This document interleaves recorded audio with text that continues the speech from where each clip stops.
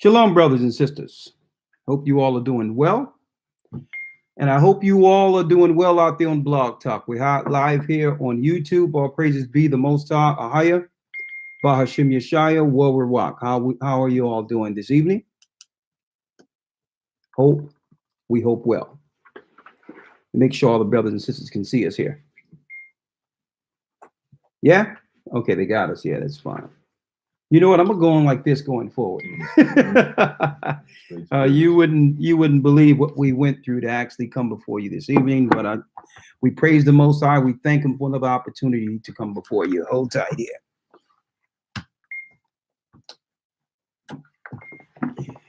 All right, I'm Elder Ricard Shiar here on this nippy December, so-called December day, here live with Elder Lawyer, going into a serious topic and discussion today. Okay, our topic today, and of course you can all call in if you would like. Okay, our topic of discussion today: the moral and spiritual fall of Babylon. Okay, the moral and spiritual fall of Babylon. It seems as if there's a concerted effort in place to keep the masses, the population, busy, distracted, and disorganized.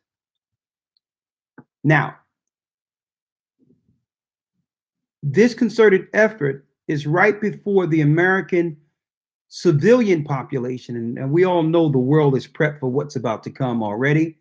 These third world countries are already prepped to be toppled, but America in specific, it's before the American civilian population is engaged by an united foreign military who are currently preparing on U.S. soil. Okay? Well, everyone is distracted with these propagandized entertainment lines and everything that's going on in the media today, with whether it be Kanye West or Kevin Hart or whatever the case is. Right. Brothers and sisters, there's a foreign military currently preparing on American soil. I'm going to talk to you about this in a moment. But that's just the battle on the physical level. Of course, this particular broadcast is titled The Moral and Spiritual Fall of Babylon. That's on the physical level of foreign troops looking to engage the American population. Now, this engagement could not be possible if the population or the people within America, if they weren't already spiritually broken, making us or making them too weak to defend themselves in the wake of a disaster. Now, of course, the Bible has prophesied such a time. Let's now examine the current American political landscape that will lead to this eventual clash between the powers that be, the governments that be, and all the people. The questions we're going to put out there for our brothers and sisters this evening is, what are we doing in preparation? Or, first of all, we're going to talk about what they're planning against us, and we're going to show you government documentation. That's on one hand. On the other hand, what can we do to preserve our families alive through the moral and spiritual fall of Babylon? Hence, the topic this evening, the moral and spiritual fall of Babylon. I want to make something clear for brothers and sisters today. Okay?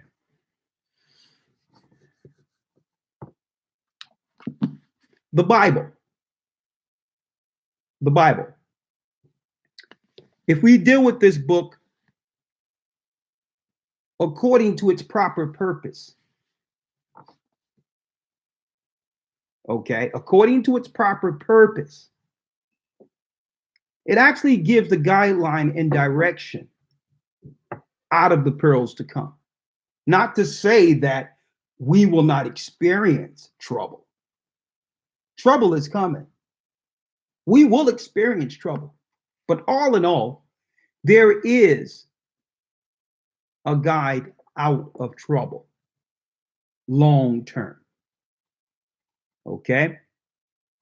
We're going to go into the Bible with this, but I want to also say, and I've been examining things. I've been examining all the levels, lawyer, that we are divided on. All the levels that we are divided on. And I've come to the conclusion in understanding the Bible, we're going to go there in a moment, that these calculated divisive tactics which are in place, brothers and sisters, are, believe it or not, it's a military operation to keep us from our purpose, our direction, and above all, to keep us from preparing for what's about to happen.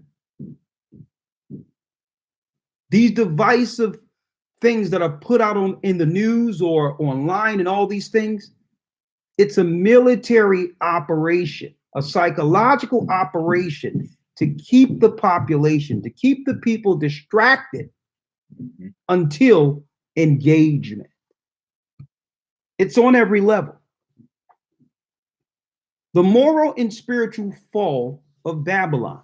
Now let's talk about it real quick, right? Let's examine this from a military standpoint.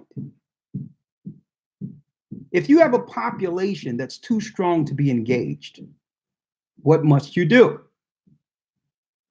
Okay, if you try to face these people head on, eventually all people will rally together for what?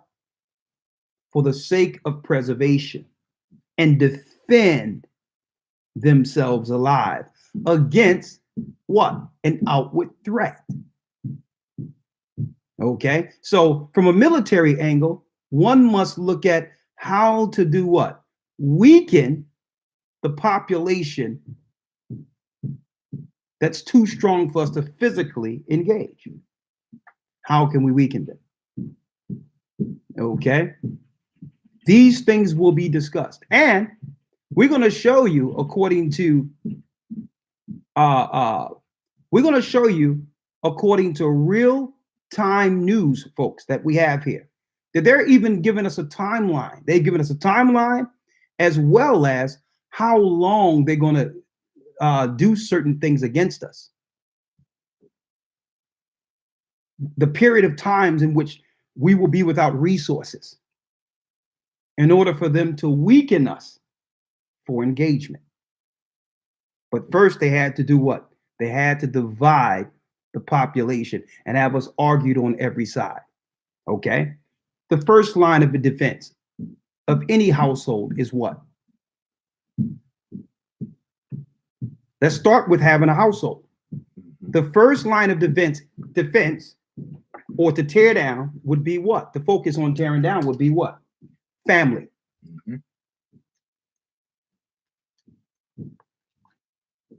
Family is what? The prime focus for attack. Because why? Everyone in that house has a purpose. And with that purpose, it's to defend the family and their existence and legacy alive. Right? Now, you move the man out of the house. You've taken down what? The physical defense for the family. Now that house is what? More readily to be engaged by what? An outside intrusion. Then you take the men within the house and feminize them, so that the young men who are strong enough to physically fight are psychologically weak against what? An outside intrusion. Now that's just on a physical military level. Hence, We're going to break this down. The moral and spiritual fall of Babylon. You know what we found while going into this, brothers and sisters? What's going on in America right now is almost on every degree, brothers and sisters, it's almost a complete mirror of history. A complete mirror of history of how Jerusalem, when we were a people, when Jerusalem was engaged by the Romans, it's almost a carbon copy on every level. Politically, the false flags, everything that's going on within America right now happened again. It happened, before, under the Roman Empire. Almost exact to the letter. Different political figures, but same end game. Same end game. What do I have before you, brothers and sisters? I'm going to show you.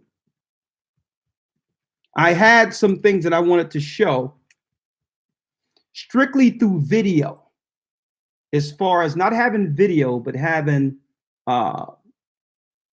some web pages to go over for you all. I didn't have enough time to print things out because I didn't want to waste any more time before actually going live with you. Okay, so that we can actually break down the urgency of what's going on in the earth right now and have our people prepare for this. Now, I'm going to tell you this, brothers and sisters, right? This teaching and the work that the Most High have entrusted in us to do in this earth, keep in mind, we're not here to talk about saving America. Okay?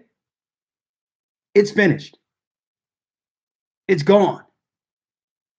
And if we're not too careful, you'll die trying to save it. If you're not too careful, you'll get caught in it and drown in it.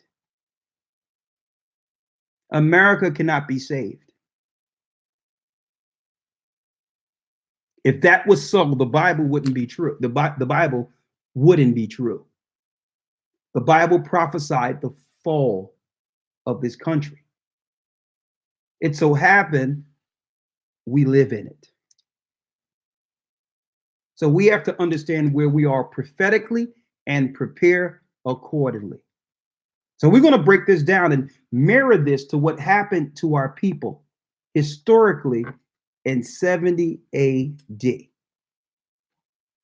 Elder Ramar sent me some news articles that I was going to show you, but I'll actually read them for you.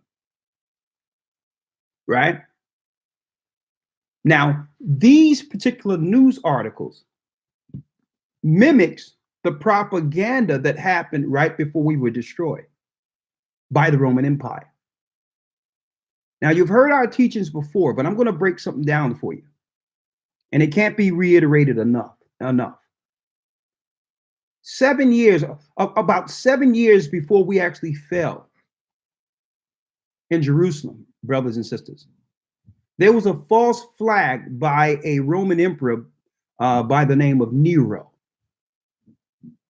Okay, what Nero did. Now, this is 70 AD. This is, we talking about what? Around 66, 65, 66 BC, around the time of Nero. Now, what did he do? Nero, brothers and sisters, burned a few blocks of Rome and blamed it on the Jews. Now, we all know that those Jews in Jerusalem at that time were black people. Okay. Now, as a result of that, military presence was pushed through Roman legislation on Jerusalem. That means instead of us defending ourselves, because there was a threat of what they called terrorism within our homeland against the Roman Empire, they needed to now Do what? Have a military force work within our communities.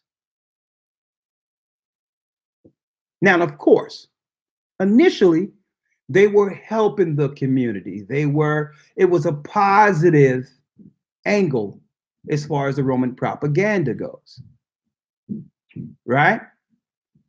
They were helping us. They would be at the market making sure no one steals or do certain things. It was good to have an extra police force in place around us. Well, that's what we thought. Okay. But really, the plan was to overtake us, to watch how we come and go, to get reconnaissance on us, to understand how we operate, to engage us for a later date.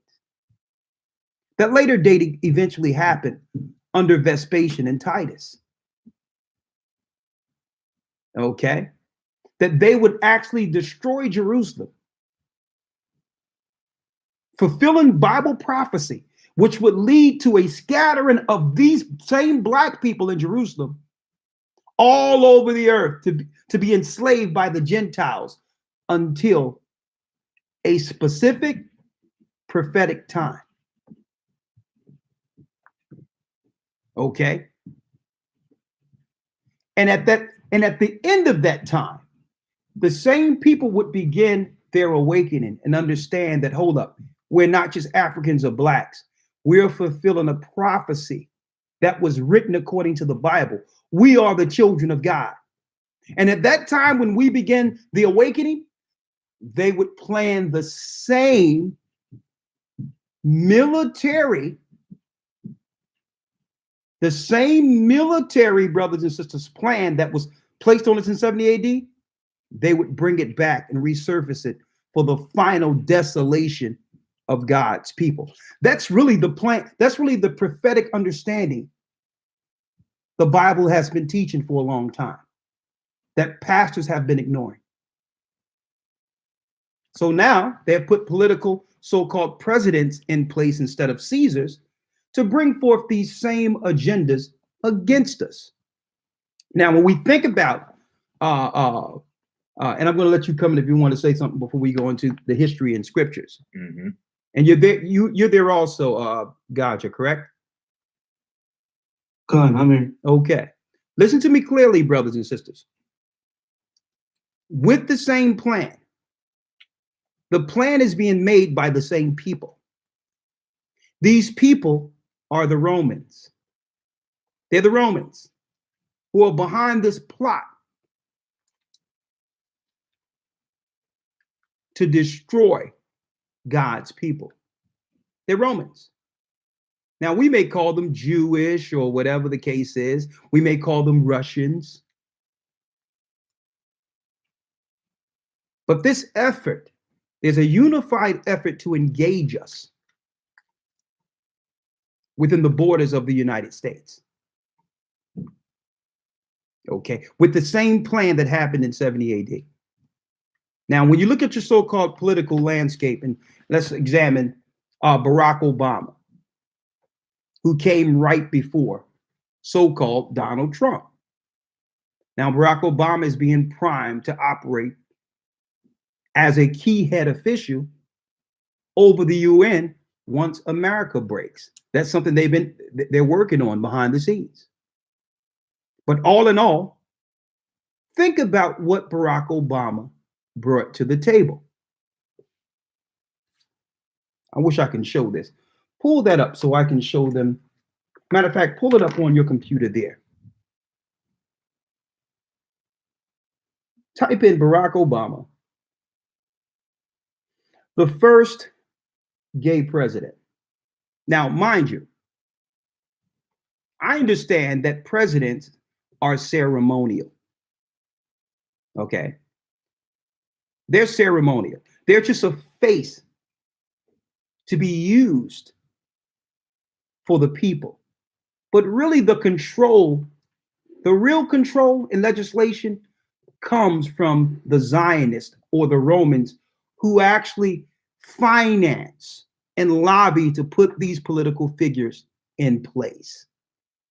Now, I'm not saying anything about Barack Obama, quote unquote, being the first gay president. Newsweek made a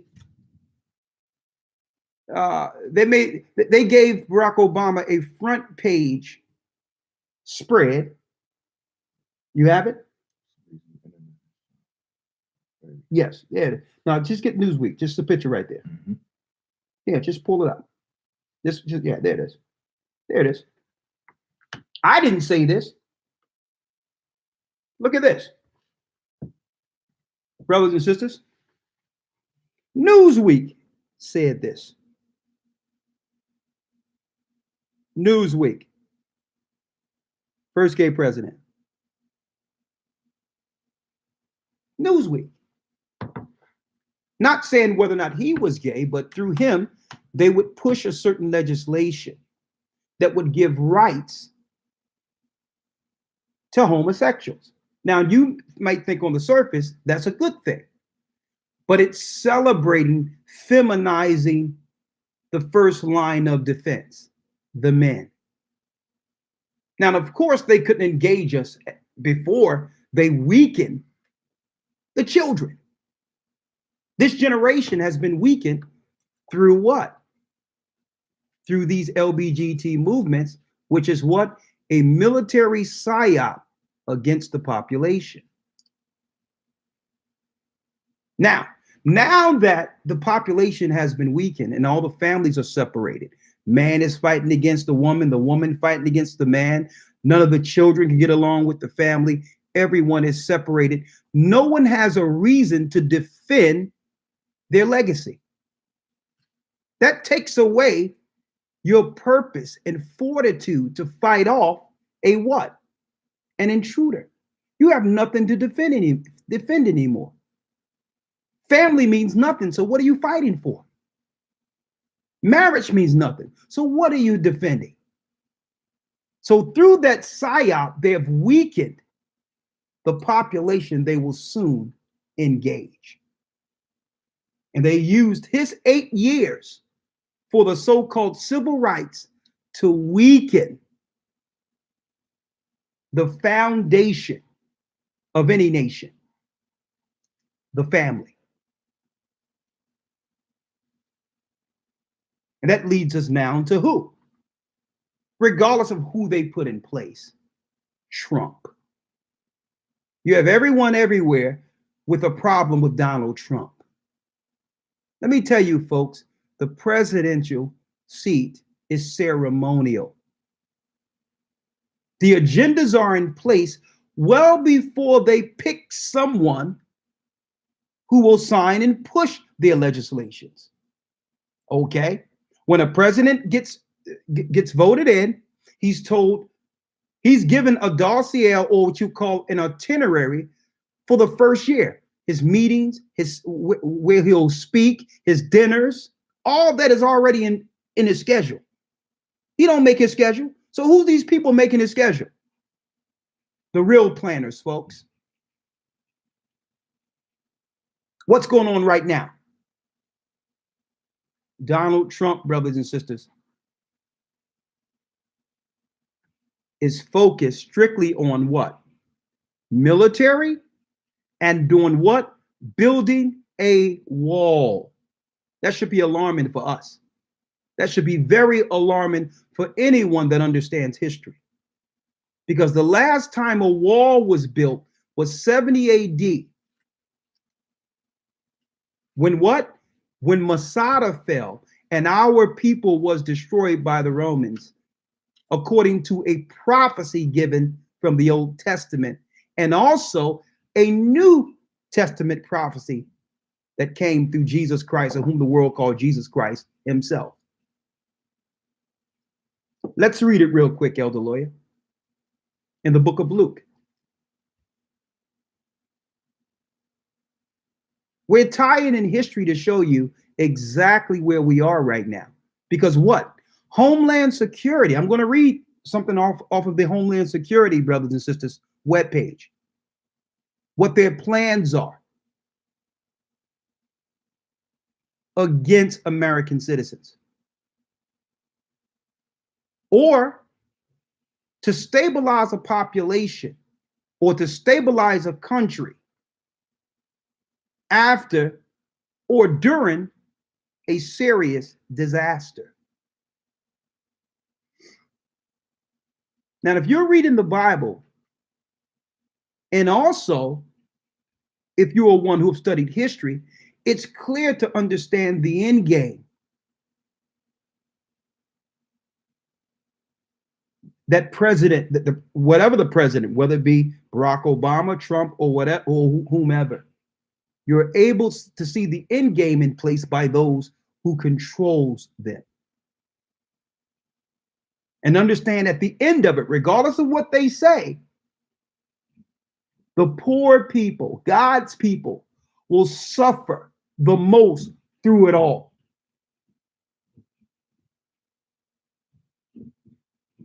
Let's read it real quick, Elder Lloyd. St. Luke chapter 21, verse 20. See the comments there.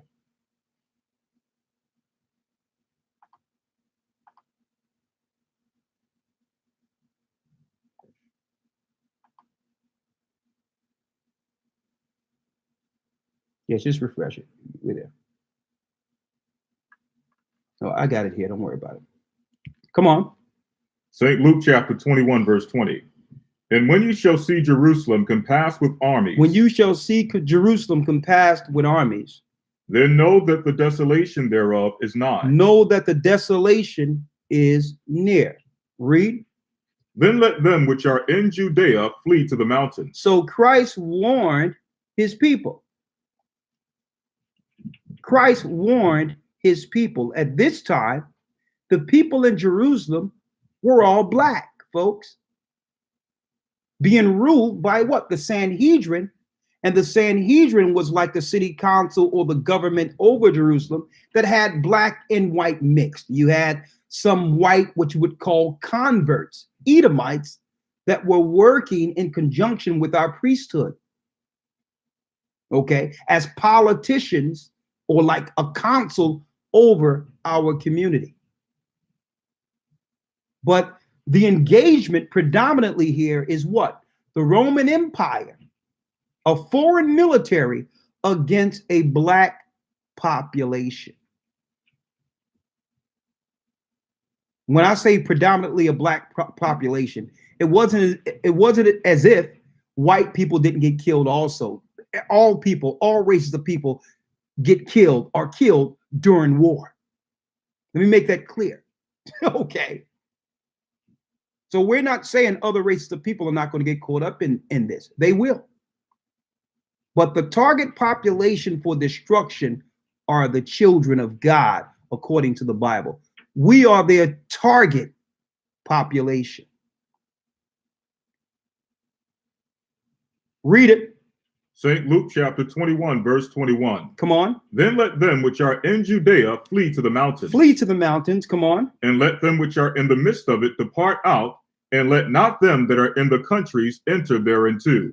For these be the days of vengeance, that all things which are written may be fulfilled. All things that are written must be fulfilled. It must be fulfilled. I said earlier, brothers and sisters, that we're not bringing this forth as a message to all Americans to save America. Okay, it's not about that. America has fallen. It has fallen. There is no glory in her anymore. Can't you see? Is it evident? The whole thing is, how can we prepare through this? It will take a spiritual phenomenon. And I would say the greatest phenomenon is us waking up to this. Understanding that it doesn't matter who you are. None of us within America or within this earth will be able to think these perils to come away. No one will be able to ignore what's coming. Okay? And we're going to show you this evening how they're going to systematically do it. They told us how they're going to do it.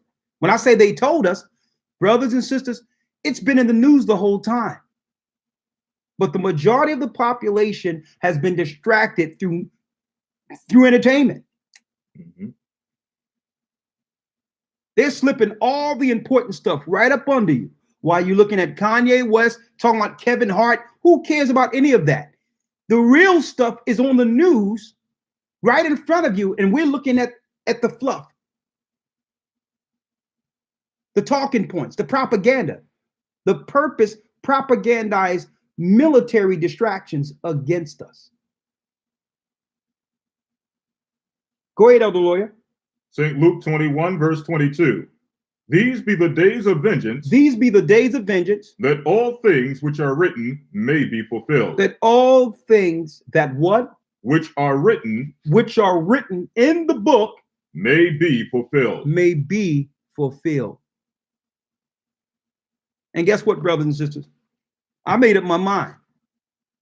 Well, before this, I've been speaking to the elders and been speaking to the brethren and one-on-one, and I'm like, listen, you know what? I'm not even in the space right now to actually go back and forth with any of our people or anyone else about anything. Right. Okay? If you don't believe this book, and if you don't believe what's to come, and if you don't and if you don't fall in line with Christ, what's the argument about? What's the debate about? Okay? There's no debating or arguing a dead man or a dead woman. Christ is life. And in these times, the people that are under Christ cleave together with a like mind, because any division or derision can lead to peril. It happened once before in history, where we were divided and were destroyed because of it. Okay? It's about planning with those of like mind, folks. We're not going to fight each other to safety. We're not going to battle each other to safety. A nation divided against itself cannot stand. And I'm not even going back and forth anymore. We're going to drop what the Most High say and plan with those who are on one accord. And if you don't believe, okay, why should I get bent out of shape? You had people who didn't believe Christ. Okay? And they mocked Christ. And when Christ said, you know what, and guess what? Even though they hated him and didn't believe in him and all these things, he told all of Israel anyway, get ready to leave because the Romans are prophesied to fall on you. He still warned those he loved. And you had people, because they wanted to defy Christ, operated in a stubborn mindset and stayed put, believing the Romans were their friends. Okay?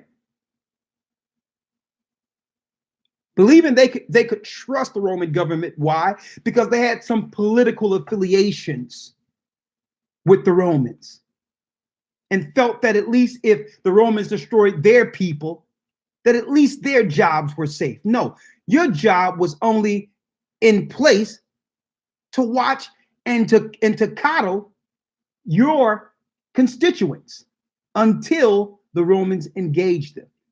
That means once they destroy the people, the political leaders will be useless also. The political leaders will be useless.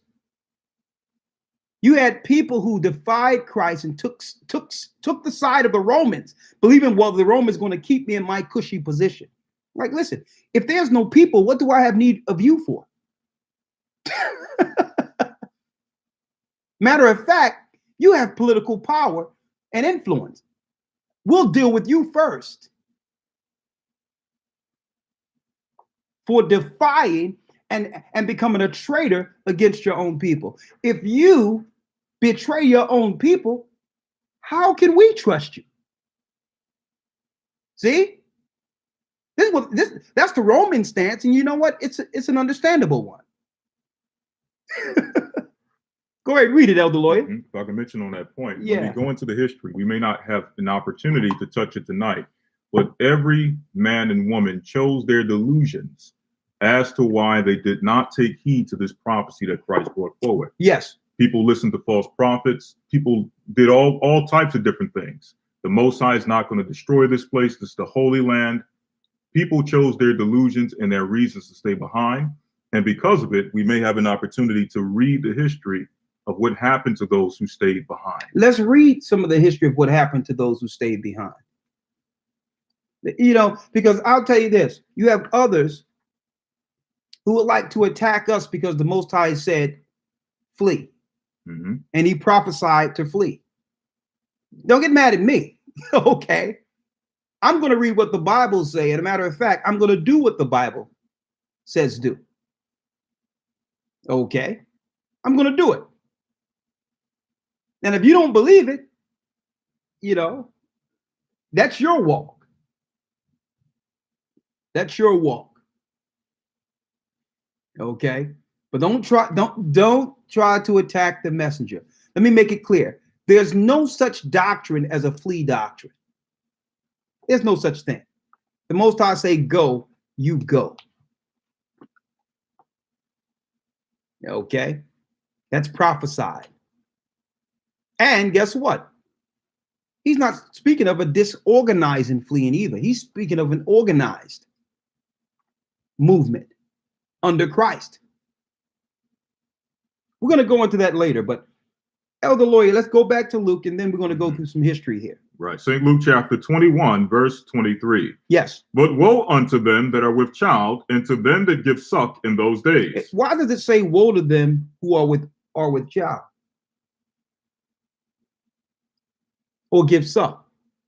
Imagine trying to travel, or imagine trying to get out of harm's way with an infant. And then suppose you have to go to one city to the next, or from one country to the next, whatever the case is. And you're having some type of disagreement with what you would call the baby mama or baby father, or whatever the case is. What happens then? You must stay still. See?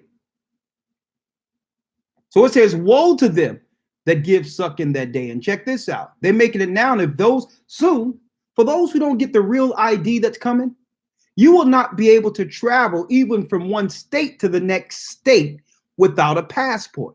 Now, that doesn't make any sense if you are an American citizen, right? They're already telling you that they're going to eradicate and disassemble America. If you're going to need a passport, that means the country have been broken up, okay, and divided from outside countries. One area of the country will be controlled by China, another will be controlled by Great Britain, and another will be controlled by Russia, the West Coast. So that's why you're going to need a passport. Because that territory, once America is disassembled, purposely, politically, will be under 3 separate jurisdictions. Now, that can't happen unless they first cause a disaster of what? Of catastrophic proportion. We're going to talk about it. First, they have to do what? They have to build a wall, cut off the outside, not the outside entry, but the exits that might happen while they're dealing inwardly against the American population. The wall isn't to keep Mexicans out. Mexicans out of the United States. It's to keep Americans within the borders, folks. That's what the wall is for. That's what it was for in history, throughout history. They don't care whether or not people come back and forth in the border, through the border. But when you build a wall, you're building a military garrison. That's military to keep the people in. You're saying about, well, yeah, let's keep those Mexicans out and arguing the what you would call immigration debate. When really this has nothing to do with immigration. This has everything to do with Bible prophecy. It's what the Romans did against Jerusalem in 70 AD. Do your research. Come on, other lawyer. Verse 24, or the rest of verse 23. For there shall be great distress in the land and wrath upon this people. And wrath upon this people. What people? God's people. See, and they're speeding and ramping up their program. Why? Because the Spirit has awakened God's people. They understand that they're losing their control. They're losing their psychological control over the masses of people, specifically the slaves. Once we began to realize we were the people of the Bible, the children of Israel, at that time, the Most High began to break us free from our mental enslavement. And they have been keeping tabs on us, all of us. And understand that they are losing control. They're losing a grip on the people who made America great from its inception. No slaves, no America. Let's build a wall. We have Negroes, we have poor people talking about going someplace else. They must have faith trying to go somewhere else. If they're not dependent on us, they must be dependent on that God we've been keeping them from, that we've been shielding them from. Let's engage them. See? Come on. Verse 24. And they shall fall by the edge of the sword. They shall fall by the edge of the sword. Read. And shall be led away captive into all nations. And shall be led away captive into all nations. And for you Christians who just come onto this page, yes, captivity, slavery was prophesied by Christ on a specific people. The people who fell in Jerusalem. We are those people. We are those people. We fled into different parts of Africa after the fall of Jerusalem, Masada, 70 AD. Go on. And Jerusalem shall be trodden down of the Gentiles until the time of the Gentiles be fulfilled. That means Gentiles will be living in our homeland until the times of the Gentiles be fulfilled, which is the consummation, until the returning of our Lord and Savior, Christ. Yeshua. Go on. Verse 25. And there shall be great signs in the sun, and in the moon, and in the stars, and upon the earth, distress of nations, with perplexity, the sea and the waves roaring. Now I need you to go real quick here, right? I want to show something real quick before you go to the next point, and then I'll relay it to you in case you have a few points. And of course, I have to make some announcements here in a moment. The Washington Examiner states, start prepping. Electric grid prime target of terrorists. Profound threat, says counsel. In a new report that warns that the electric grid is the prime target of terrorists. Anytime you hear the word terrorist, folks, understand it's telling you what the government is about to do against the civilian population. That's a code word, terrorist. There's no one with an outside threat trying to do anything to America. This is how they politically pass the buck while progressing their agenda against God's people. Okay, there is no terrorist trying to plan to make an EMP and to cut off the electricity. That doesn't exist. Okay, but they understand that the majority of Americans are armed and they cannot engage the Americans. They have already weakened the people through the LBGT and all that. That was a concerted psyop to destroy family. That was the first leg of their psyop against us. The next leg is what? They must do what? Weaken the nation. Why? Because the nation is heavily armed. Okay? America is heavily armed. So what they must do what they did in Masada. Starve it out and then engage the population. Weaken them where they can't defend themselves, even if they had guns. See? The perfect plan for this is an EMP. Let's cut the electric grid from the population for a specific time where there's no running water, there's no food going in, there's no trucks happening. We need a state of an emergency, which would be a military reason for disarming the American population. Now, normally, if something was to happen like that, where you don't, the lights go out and now it's been days, it's been weeks, it's been months. Normally, the first reaction would be, if you're on the West Coast, to say, well, they got electric over there in Mexico. Mm-hmm.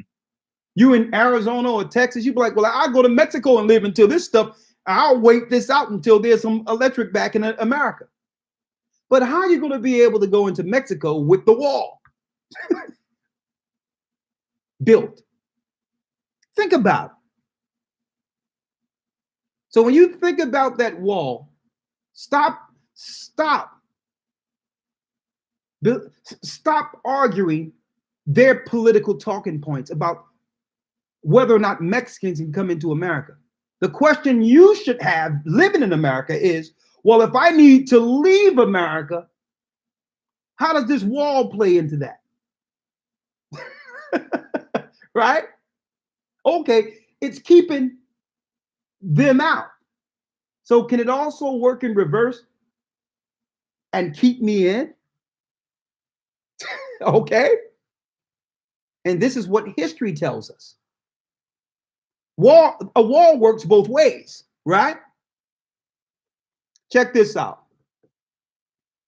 In a new report that warns that the electric grid, the prime target of terrorists, Americans are being urged to prepare for up to 6 months without electricity, transportation, fuel, money, and health care. People no longer keep enough essentials within their homes, reducing their ability to sustain themselves during an extended, prolonged outage. We need to improve individual preparedness, said a just published report to President Trump. So you know what I did? Now listening to 1800 seconds. One moment.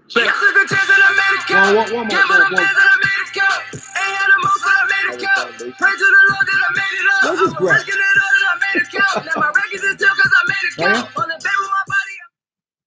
That was a commercial. That was a commercial that popped in there. Was it on this here? This Examiner thing? Yeah, it's on the side. Yes, on the side. They have those advertisements. Yeah. Oh, an advertisement came in. But it says right here, people no longer keep enough essentials within their homes, reducing their ability to sustain themselves during an extended, prolonged outage. We need to improve individual preparedness, said a just published report to President Trump. So this is what I did, brothers and sisters. I'm like, well, hold up. Is this some type of conspiracy theory here? Right? Maybe this is a conspiracy theory, someone just putting this out there. So I did some research and realized that they extrapolated this information from where? Homeland Security's sight. Now, the Crusader Journal says, Trump says military to build border wall if Democrats refuse. Now, we all know the Democrat-Republican argument is utterly ridiculous, that they're both either side of the same coin. So what is Trump saying here, or his handlers putting out here for him to parrot? Well, the military is about to build a wall. Now, keep in mind, brothers and sisters, the Pentagon is not being controlled within American borders. The Pentagon is being controlled through who? Through the Israeli military. And in conjunction with the Patriot Act and all those laws that were signed after 9/11, we're really dealing with an international military force. It's no longer the American Army anymore. The American Army is in conjunction with the One World Army. They're building a wall, folks. At the same time, planning to cut off the electricity within the borders of the United States and claim it happened through an outside terrorist attack. Now, we need you to imagine this happening now. The majority of homes, especially where we live, are being controlled by sisters with no family. Brothers don't have no vested interest in family anymore. So everyone is alone. No one is preparing or sitting with their families and talking preparation for what's about to come. We're going to show you in history what happened to our people who weren't prepared, right? The Crusader Journal, Trump says military to build border if the Democrats refuse. That's one. Then I went here, brothers and sisters, to the Homeland Security page. I wish I can show this. It's a DHS.gov. You can go there, and it says, you can Google this if you would like. U.S. Department of Homeland Security, strategy for protecting and preparing the homeland against threats of electromagnetic pulse and geomagnetic disturbances. It was published under Homeland Security, October 9th, 2018. So they're talking about an EMP. And guess what? When it happens, folks, if you can get online or find out what's going on through the news, the immediate storyline to this will be a terrorist have attacked America with an EMP. It's going to be another bogus story like the Bin Laden story. But it doesn't matter. It doesn't matter the reason, or guess what? You're in the dark. Because why? Social media and the ability to communicate, okay, has been hell for the powers that be. The last thing they wanted people to do were to communicate on an international level and all understand together that we're not the enemy one amongst each other. Okay? The last thing they wanted us to do was to communicate and realize what's really going on in this earth. So us communicating has been really what you would call it have actually hurt their agendas against the population. Well, it have stunted some of what they would have liked to do. Right? So an EMP solves so many things. If they can cut off the electricity, now they have an excuse for you not being able to communicate. Okay? Think about it here. On top of that, food, water. Look at what just happened in Puerto Rico. They went about 4 or 5 months. Well, guess what? That was a beta test. Don't forget, Puerto Rico is considered a state within the Americas. Puerto Rico is an American state. So they use that as a beta test for what they're about to do within the United States. And I'm reading this from the Department of Homeland Security. I thought the Department of Homeland Security was set up because of bin Laden. In this particular, look this up yourself. I didn't draft this document I'm reading here. This is not a conspiracy theory here, folks. And the key point is, what amazes me is the similarity I'm reading between this and what Christ was talking about in the Bible. How they're using these false flags like Nero used to eventually engage the population, because if there's no electricity, you have what? You have people looting, you have people stealing, you have people doing all these things. And as a pretext to keep order, Donald Trump, and you know he will, because he'll do whatever he's told, will send in the military within our communities to do what? To keep order. Same thing that happened in 70 AD with Vespasian and Titus. Before Vespasian and Titus, Nero began to send military into our homeland, Jerusalem, to keep the order. And I'm reading it right here. What happens when things go down? Families are separated. Your children are wherever. There's no cell phones. And none of us have had these discussions with our children. Well, if something happens and something goes down and I'm at work and you're here, where we'll meet. None of these discussions has happened. But they should happen. Okay. The United States is prepared, vision.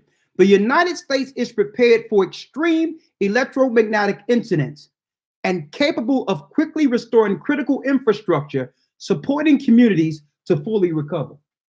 And in order for you to support your community, you must do what? You must first send military in to keep the order that came from the chaos. That came from the chaos, folks. In this thing, it goes step by step. Introduction, mandate and scope, background, strategy, implementation. Promote effectiveness, electromagnetic incident response, and recovery efforts. It's written the same time they're building a wall, they're talking about cutting off the electricity in America. That's a military operation. Okay, we're having a problem with this in here. Oh, they got hostages. Okay, cut the electric off. So this is how they disarm America, folks. And usually, brothers and sisters, they tell you in advance what they're going to do. They put it out there in advance. The same way before the towers were hit, a year before then, the news started out of nowhere talking about bin Laden and the threat of a plane hitting somewhere. Right? Elder Lloyd, you have anything to say? I know I'm going on and on and on, but if you have something to say, you can come on in. And also, Gocc, and you know what? I'm going to make an announcement in about 10 minutes. Come on. Absolutely. Absolutely. I want to read something real quick. Yeah. Just a few scriptures. Going back to the point of destroying and separating the household and understanding the power of doing so. Keep in mind, we're dealing with the moral and spiritual fall of Babylon. And both are just as important, okay? Now, going to the demoralization first of family. As we go to the book of St. Matthew, chapter 12, verse 25, it says, And Yeshua knew their thoughts and said unto them, Every kingdom divided against itself is brought to desolation, and every city or house divided against itself shall not stand.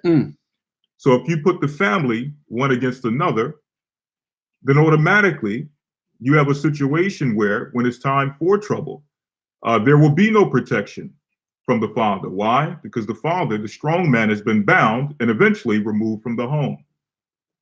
Okay? There is no sport, there is no moral support, no spiritual support, no physical strength to combat anything that comes in from Satan and his army. And there's a reason for that. If we go to the book of Sirach, chapter 30, verse 3, it says, "He that teacheth his son grieveth the enemy, and before his friends he shall rejoice of him. Though his father die, yet he is dull as he were not dead, for he have left behind one like unto himself."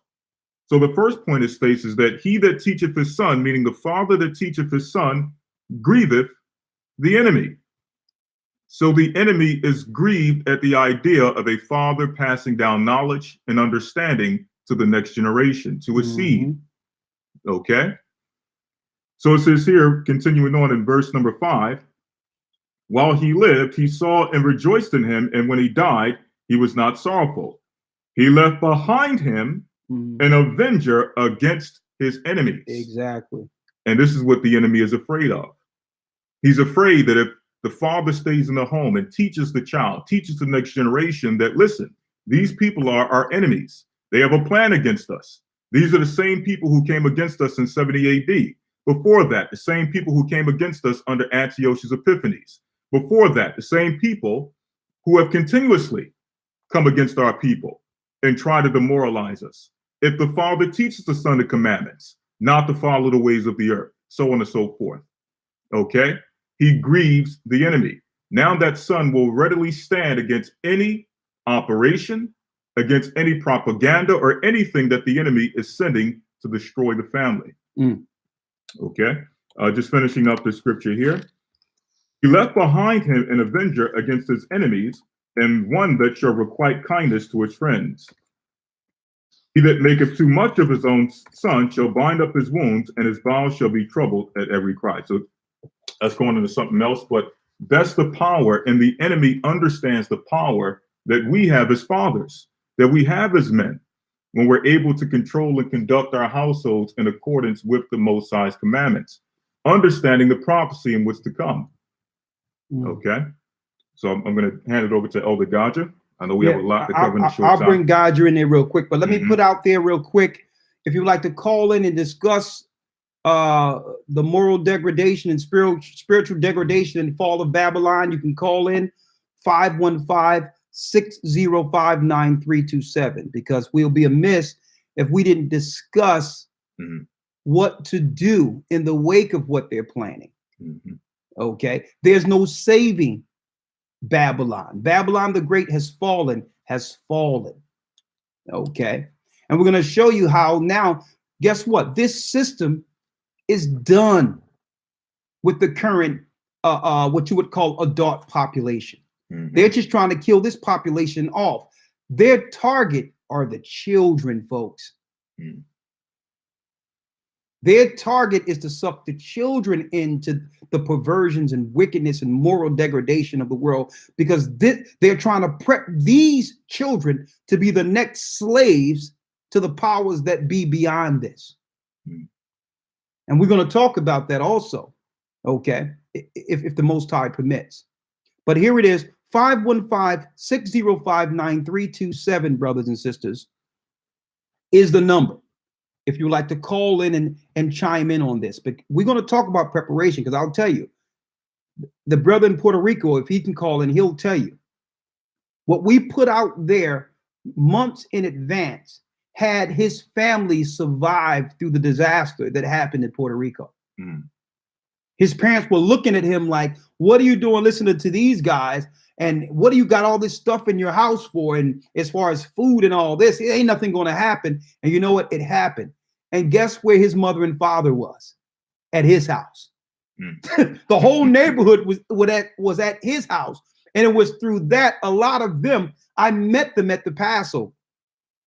It was the real action put into place according to prophecy that had this family, which was once Catholics, believe in the Most High. Because it's one thing to say you believe in him and you go to church and do the the everyday, what you would call the ceremonial weekly gatherings and all that.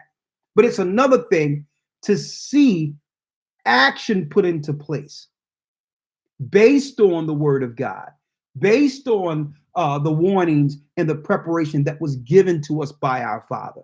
That's showing faith or the understanding of the unseen on the next level. So we'd be amiss if we didn't talk about preparation.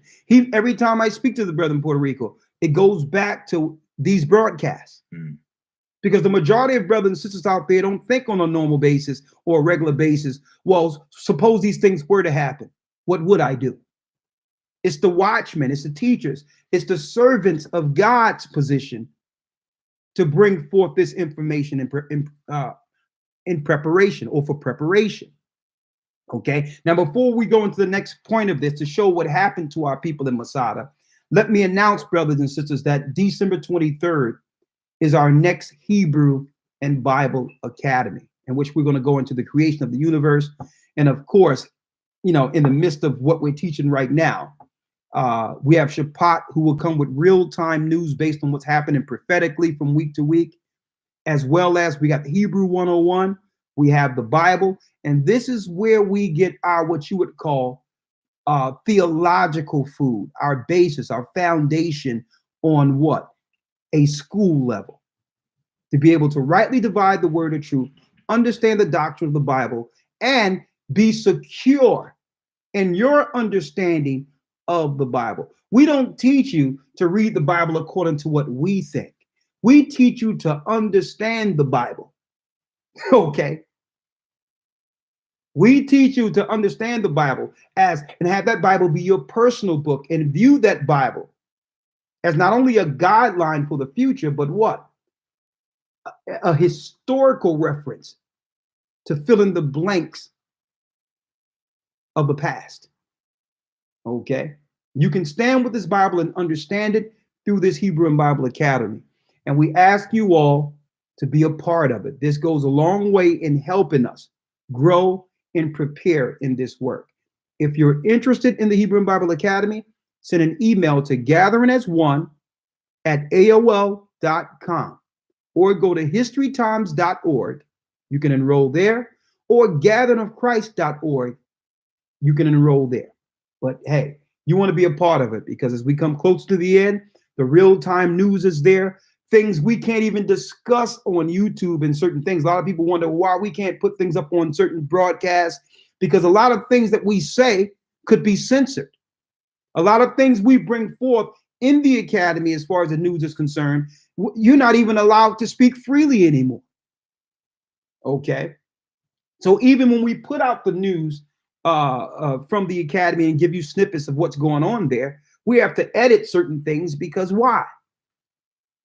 YouTube isn't YouTube anymore, folks.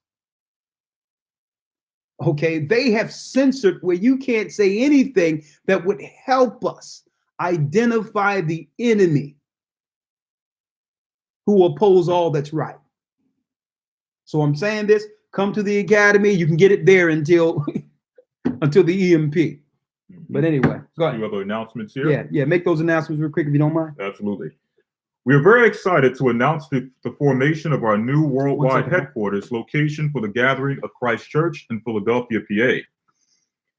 This is exciting times for us, and the Most High has put it on our spirit to help finish his work strong, and having a headquarters location will help direct us, or help us direct the flock more efficiently.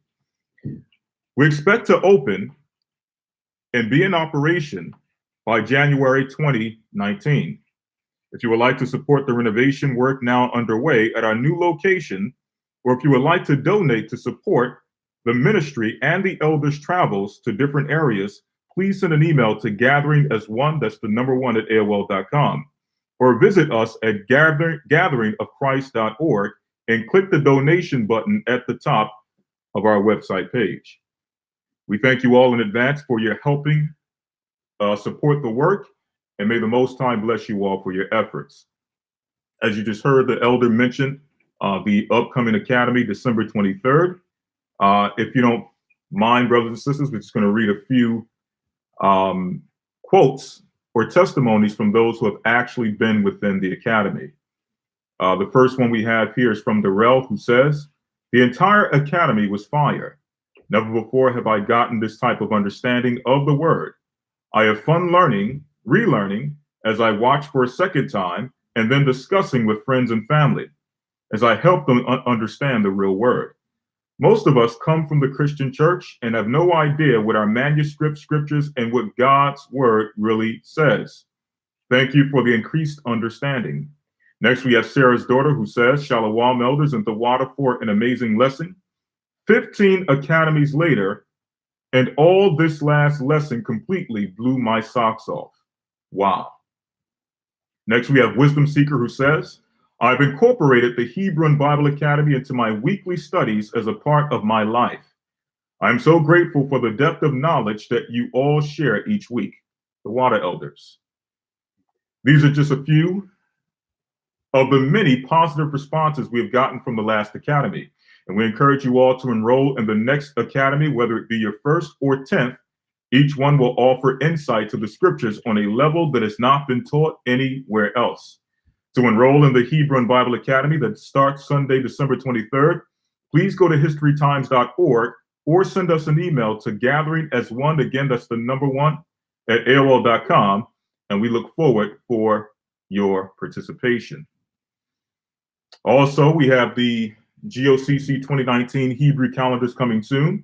We've been working hard on the design and development of the GOCC 2019 Hebrew calendars and look forward to sharing the new catalog with you all soon. We will be taking pre-orders of the GOCC 2019 Hebrew calendar on our website starting December 21st, and we expect them to be ready for shipping to your homes by the mid to end of January. To pre-order your calendars, you can go to historytimes.org. Last but not least, for I Am Apparel, for those who might not know, I Am Apparel is a new clothing line created by Elder Gabar to meet our unique clothing style and is available to everyone. For years, we have had the vision to empower our people and nurture self-sufficiency as a body, a church, and a community. The I Am Apparel store is a continuation of that goal to facilitate self-reliance as a nation and creatively designed styles that are just for you. Join us in our endeavors to build and grow our nation. Please visit us at iamapparelstore.org. Yes, sir. The water. Also, last but not least, we still have the GOCC network for those who are interested in supporting those particular businesses. You can always go to our website, gatheringofchrist.org. On there, we have the GOCC Network Business Directory that you can check out. Support the brothers and sisters who have provide or continue to provide services and products for you. That's it. Okay. Before I bring Gocc in, I want to say this, brothers and sisters. Keep in mind that the church, we encourage within our congregations to make sure that just for emergency purposes, have at least 2 weeks to a month rations of food. Okay. Dry goods, canned goods, big bottles of water, things that are non-perishable goods, at least 2 weeks to a month, because within our church, we have it where if there's an emergency, we do not encourage our sisters and brothers to go out there in the street where everyone is running crazy at. Okay. And get yourself harmed. Okay. The way we encourage is you have your rations and things in your house, and the deacons will come to your house to make sure everyone is okay in the midst of any disaster. That's what we have within our church. You stay there. If electric go out or whatever, doesn't matter. The deacons will make it to your house, understanding where you are, to make sure you're okay. And if there's something happens where there's an emergency where your family don't have enough, we'll move that person into another house that have more than enough. See, but that's just from a church perspective. Brothers and sisters, when you go out there to shop, make sure you get what you're going to eat and grab a few extra things to put in your cupboard that's non-perishable. like organic oodles and noodles and things of that nature, extra bottles of water. Whatever you buy, always buy 1 or 2 extra just to put away, just have enough and know that it's going to run out, but have enough not to go out in the midst of the chaos. And when things calm down, you're healthy, you're strong, your family has eaten, you can make a way. Start having conversations with your children. Okay? Having plans on what to do if you're separated in an emergency. That's the time we're in now. Real quick, Elder Lawyer, I just want to real quick, before I bring Elder Gocc in real quick, and Elder Gabar, if he would like to come in. I would like you real quick to go into the Josephus and give some examples of what the Romans did to our people in 70 AD, how they were able to do it, and let's show the mindset of our people who didn't listen to Christ. Says here in the book of Josephus, The Wars of the Jews, book 5, chapter 12. Yes. It says, Titus thought it fit to encompass the city round about with a wall, after which the famine consumed the people. What consumed the people? The famine consumed the people. The famine consumed the people. What famine? They built a wall around Masada so that food and water couldn't come in. Now, how do you relate that to today? If they build a wall and EMT happens where there's no electricity, how many trucks are coming into your neighborhoods to fill up your supermarkets? That's the famine of 70 AD, folks, in real time. Read. And now did Titus consult with his commanders what was to be done. Those that were of the warmest tempers, those he should bring the whole city against the whole army against the city and storm the wall. For that hitherto no more than a part of their army had fought with the Jews, but in that case the entire army was to come at once. They would not be able to sustain their attacks, but would be overwhelmed by their darts. But of those that were of more cautious management, some were for raising their banks again, and others advised to let the banks alone, but to still lie before the city, to guard against the coming out of the Jews and against their carrying provisions into the city, and so to leave the enemy to the famine, and this without direct fighting with them. So they didn't need to impose upon us initially with physical force. Exactly. Why didn't they engage us back then with physical force? Because we were strong and prepared to fight. So it's like, listen, we know they have weapons, so this is what we'll do. We'll weaken them through a famine. Do not let food or water within their cities. We're not going to allow any resources in their cities. Now we're fighting against a weak population, a weak city. And this is what they're going to do. They're going to stop all commerce along with food and water coming into our neighborhoods. The reservoirs are going to be cut off because we have small reservoirs for cities. I mean, as far as these reservoirs, our water comes through a water system on purpose. They'll cut that off and say, well, okay. We'll allow them to kill each other off first, fighting over rations. And then the military engages. Now, it doesn't take a rocket scientist to figure this out, folks. The Most High have showed us history. He have given us history. If we don't know history, we're doomed to repeat it. Okay? Right now, the cities in America are prepped for the same massacre that happened in Masada, 70 AD. Go on, Elder Lawyer. I'm going to jump over to paragraph 3 to get straight to some of the key points. So all the hope of escaping was now cut off from the Jews. All the hopes of escaping was cut off from the Israelites. This is how the Romans destroyed black Jews in 70 AD. Come on. Together with their liberty of going out of the city. Then did the famine widen its progress and devoured the people by whole houses and families. The upper rooms were full of women and children that were dying by famine. Women and children were dying by famine. Now check that out. The majority of the households we have today are single parent households. Okay? It won't be you going to the job, having to work today. All that's done. It's going to be about survival. It's going to be about whether or not you can get something to eat today. Mhm. Okay? It's going to be that's what it's going to be. How am I going to feed this starving child? Okay? And don't think this can't happen, folks. You've seen what happened in Katrina. Okay? That was a beta test.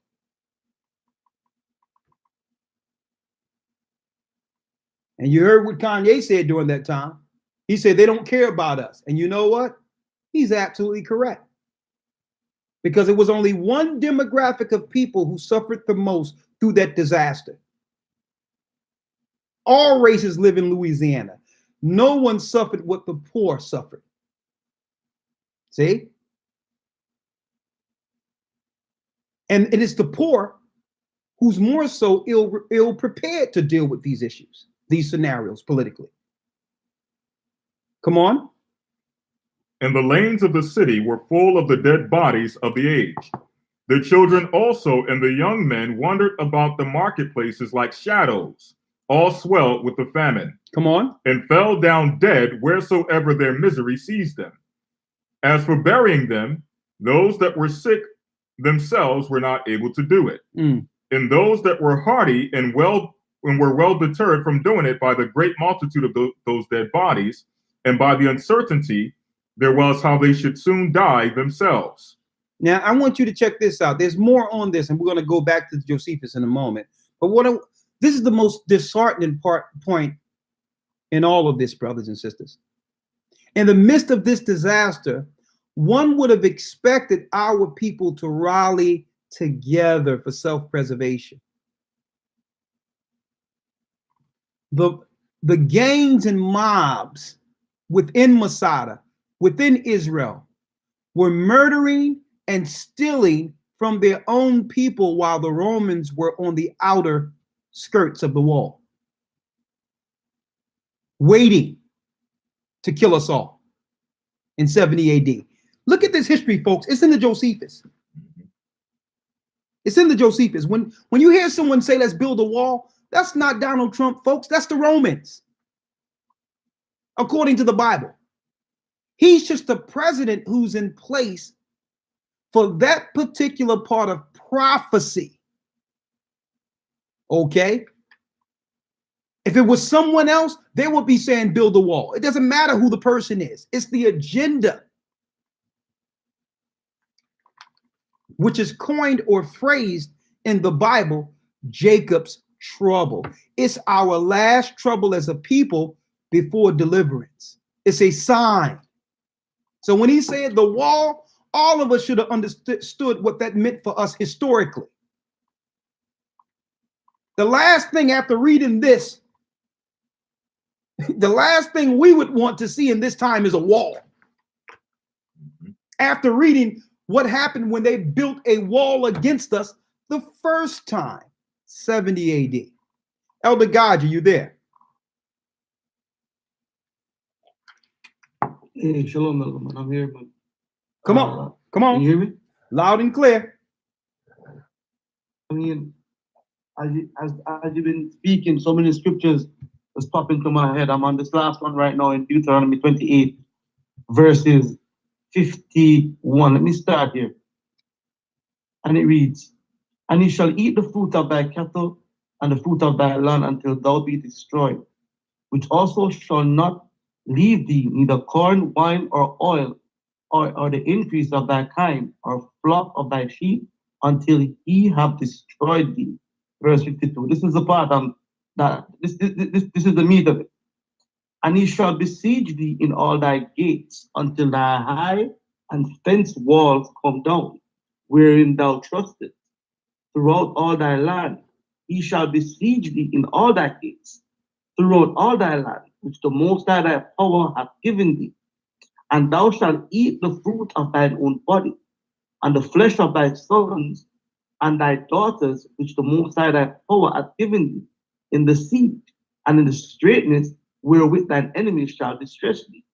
Now, going back into Josephus, Josephus confirmed that this happened, that our people started to eat their own children. Yes. When you Yes. go into the book of the Kings, it happened then. So one might be thinking that, something, this can happen again, but it will. It will come to pass again, based on the destruction that is coming for aimed at our people. Babylon is going to fall, and it is going to fall with whoever is in it. You understand? And this will happen.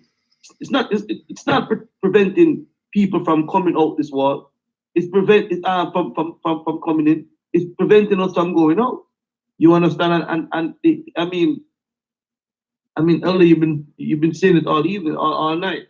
This is the same thing that did back in Masada. 3.5 years. They surrounded the entire city. Nothing came in, nothing came out. And that's what they're looking to do again. They're looking to do it again. Check the history. Check the plan. You understand? Babylon, we have built every kingdom. From Babylon under Nebuchadnezzar, the Perdo-Median Empire under Xerxes, the Greco Empire under Alexander the Great, and now to this modern day Roman Empire. We have built it. These people are not gonna let go of the one commodity that they have that has held up every empire. No, they're looking to keep it in. Same thing they did back in 70 AD.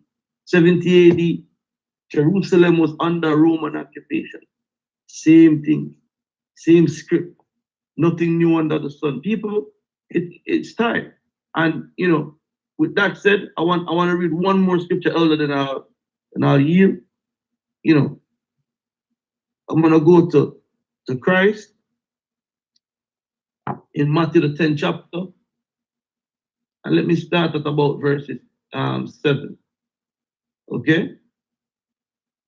So Christ commanded us to do this. And this is still our mission to this day. Okay, it says in verse 7, and as you go preach, saying the kingdom of heaven is at hand, heal the sick. This is what we have to do. We have to heal the sick right now. Our people are sick. Cleanse the lepers. Okay, we have a new type of leprosy going around right now called bleaching. Okay, chemically imposed leprosy. Raise the dead is what we're doing right now. Giving the people back life, giving them truth. We're casting out devils. Freely have received, freely give. Provide neither gold nor silver nor brass in your purses, nor scrip for your journey, neither 2 coats, neither shoes, nor yet starve. For the workman is worthy of his meat. And into whatsoever city or town you shall enter, inquire who in it is worthy, and there abide till you go hence. Brothers and sisters, we've been traveling all over the earth right now today. Praises be to the Most High. And when you come into a house, salute it. And if the house be worthy, let your peace come upon it. But if it be not worthy, let your peace return to you. And whosoever shall not receive you, now hear your word, when you depart out of that city or house, shake off the dust off your feet. Verily I say unto you, it shall be more tolerable for the land of Sodom and Gomorrah in that day of judgment than for that city.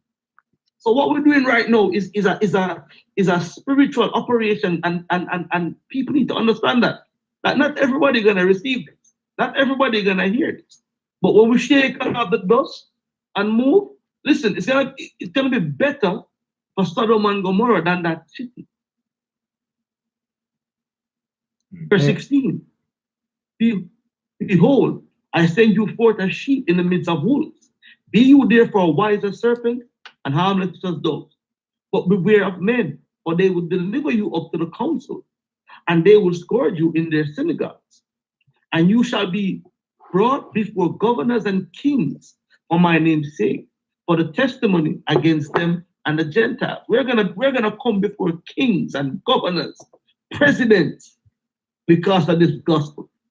But when they deliver you up, take no thought how or what you shall speak, for it shall be given you that same hour what you shall speak.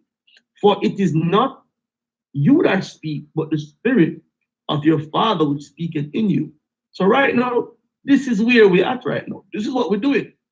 This is what we have to keep doing. And if anybody don't want to hear this, like you said earlier, Elder, the time for debating and arguing is done. What's the point in arguing with the dead? I yield. Exactly. Hey, Gocc, what can you say? Gocc brings the fire, right? 515-605-9327. 515-605-9327. One moment. All right.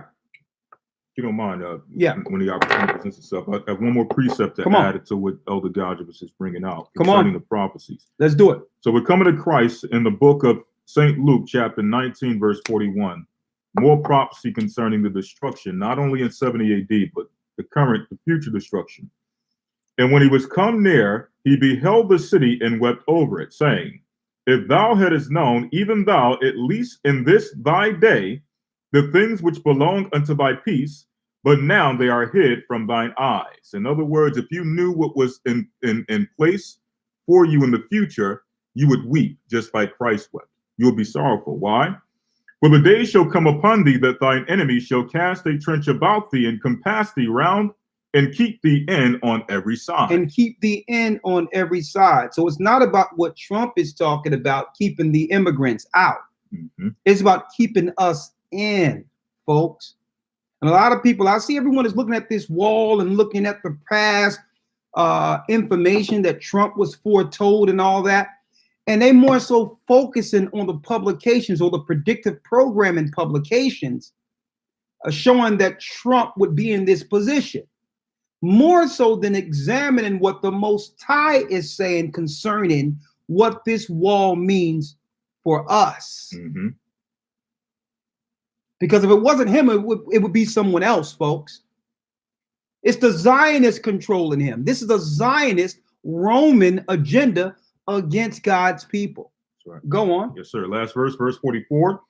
And shall lay thee even with the ground, and thy children with thee, and they shall not leave in thee one stone upon another, because thou knewest not the time of thy visitation.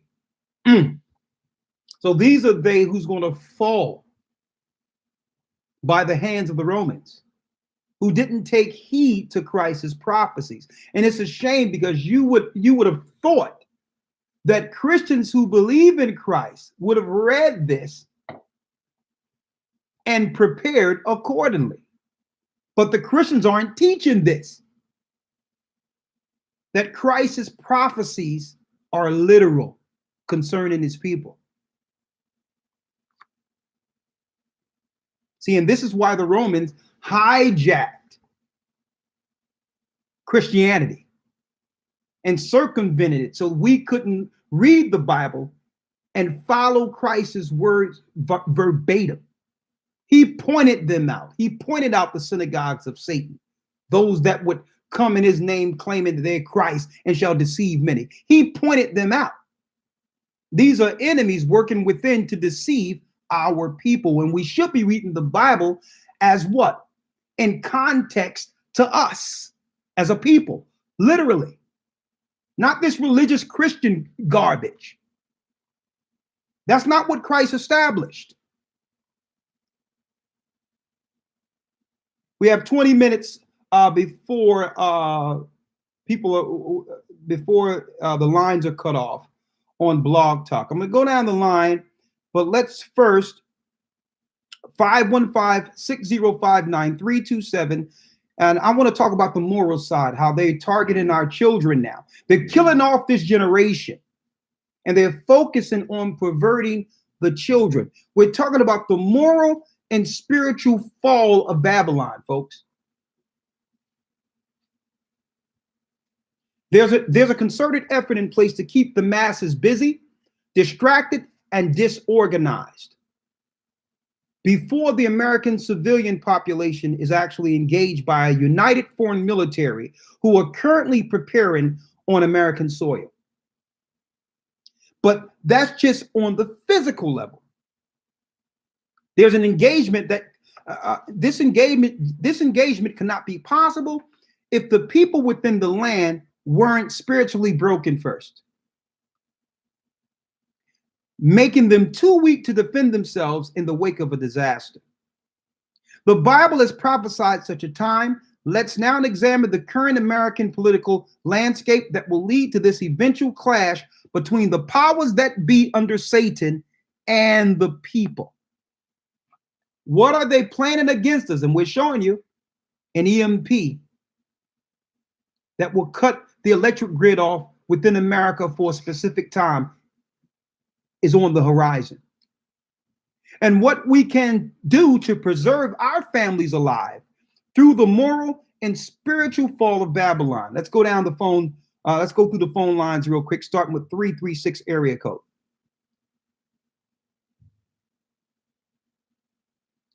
Shalom, you're live on Blog Talk. Shalom, Elder. You're live on Blog Talk. Shalom. Shalom, Elder. I had a question in regards to Babylon itself. Now, when it comes to like the Caribbean islands, as well as Australia, areas such as that, would that be considered Babylon, or is Babylon just America and Canada? Babylon in specific, the daughter of Babylon is America itself. Okay. The daughter of Babylon is America itself. Okay. But if you want to know what's going to happen to the islands, I can read that for you real quick. Absolutely. Thank you. Okay. Go to Revelation 16 and 19. Revelation chapter 16, verse number 19. Read. And the great city was divided into three parts. It's going to be divided into three parts with an earthquake. Read. And the cities of the nations fell, and great Babylon came into remembrance before the Most High to give unto her the cup of the wine of the fierceness of his wrath. Come on. And every island fled away. And every island fled away. So what's going to happen, sister, when these attacks happen with that cloud of nuclear weapons that are prophesied in 2nd Esdras, there's going to be a tsunami that's going to come and really destroy the islands through an earthquake. The islands are going to be blown away. Okay. That was all the edification I needed. Thank you so much, Elder. Bless you. You're welcome. I'll put you on hold. 787 area code. Next. And of course, our topic, the moral and spiritual fall of Babylon. Shalom, you're live on the Gathering of Christ Church's broadcast.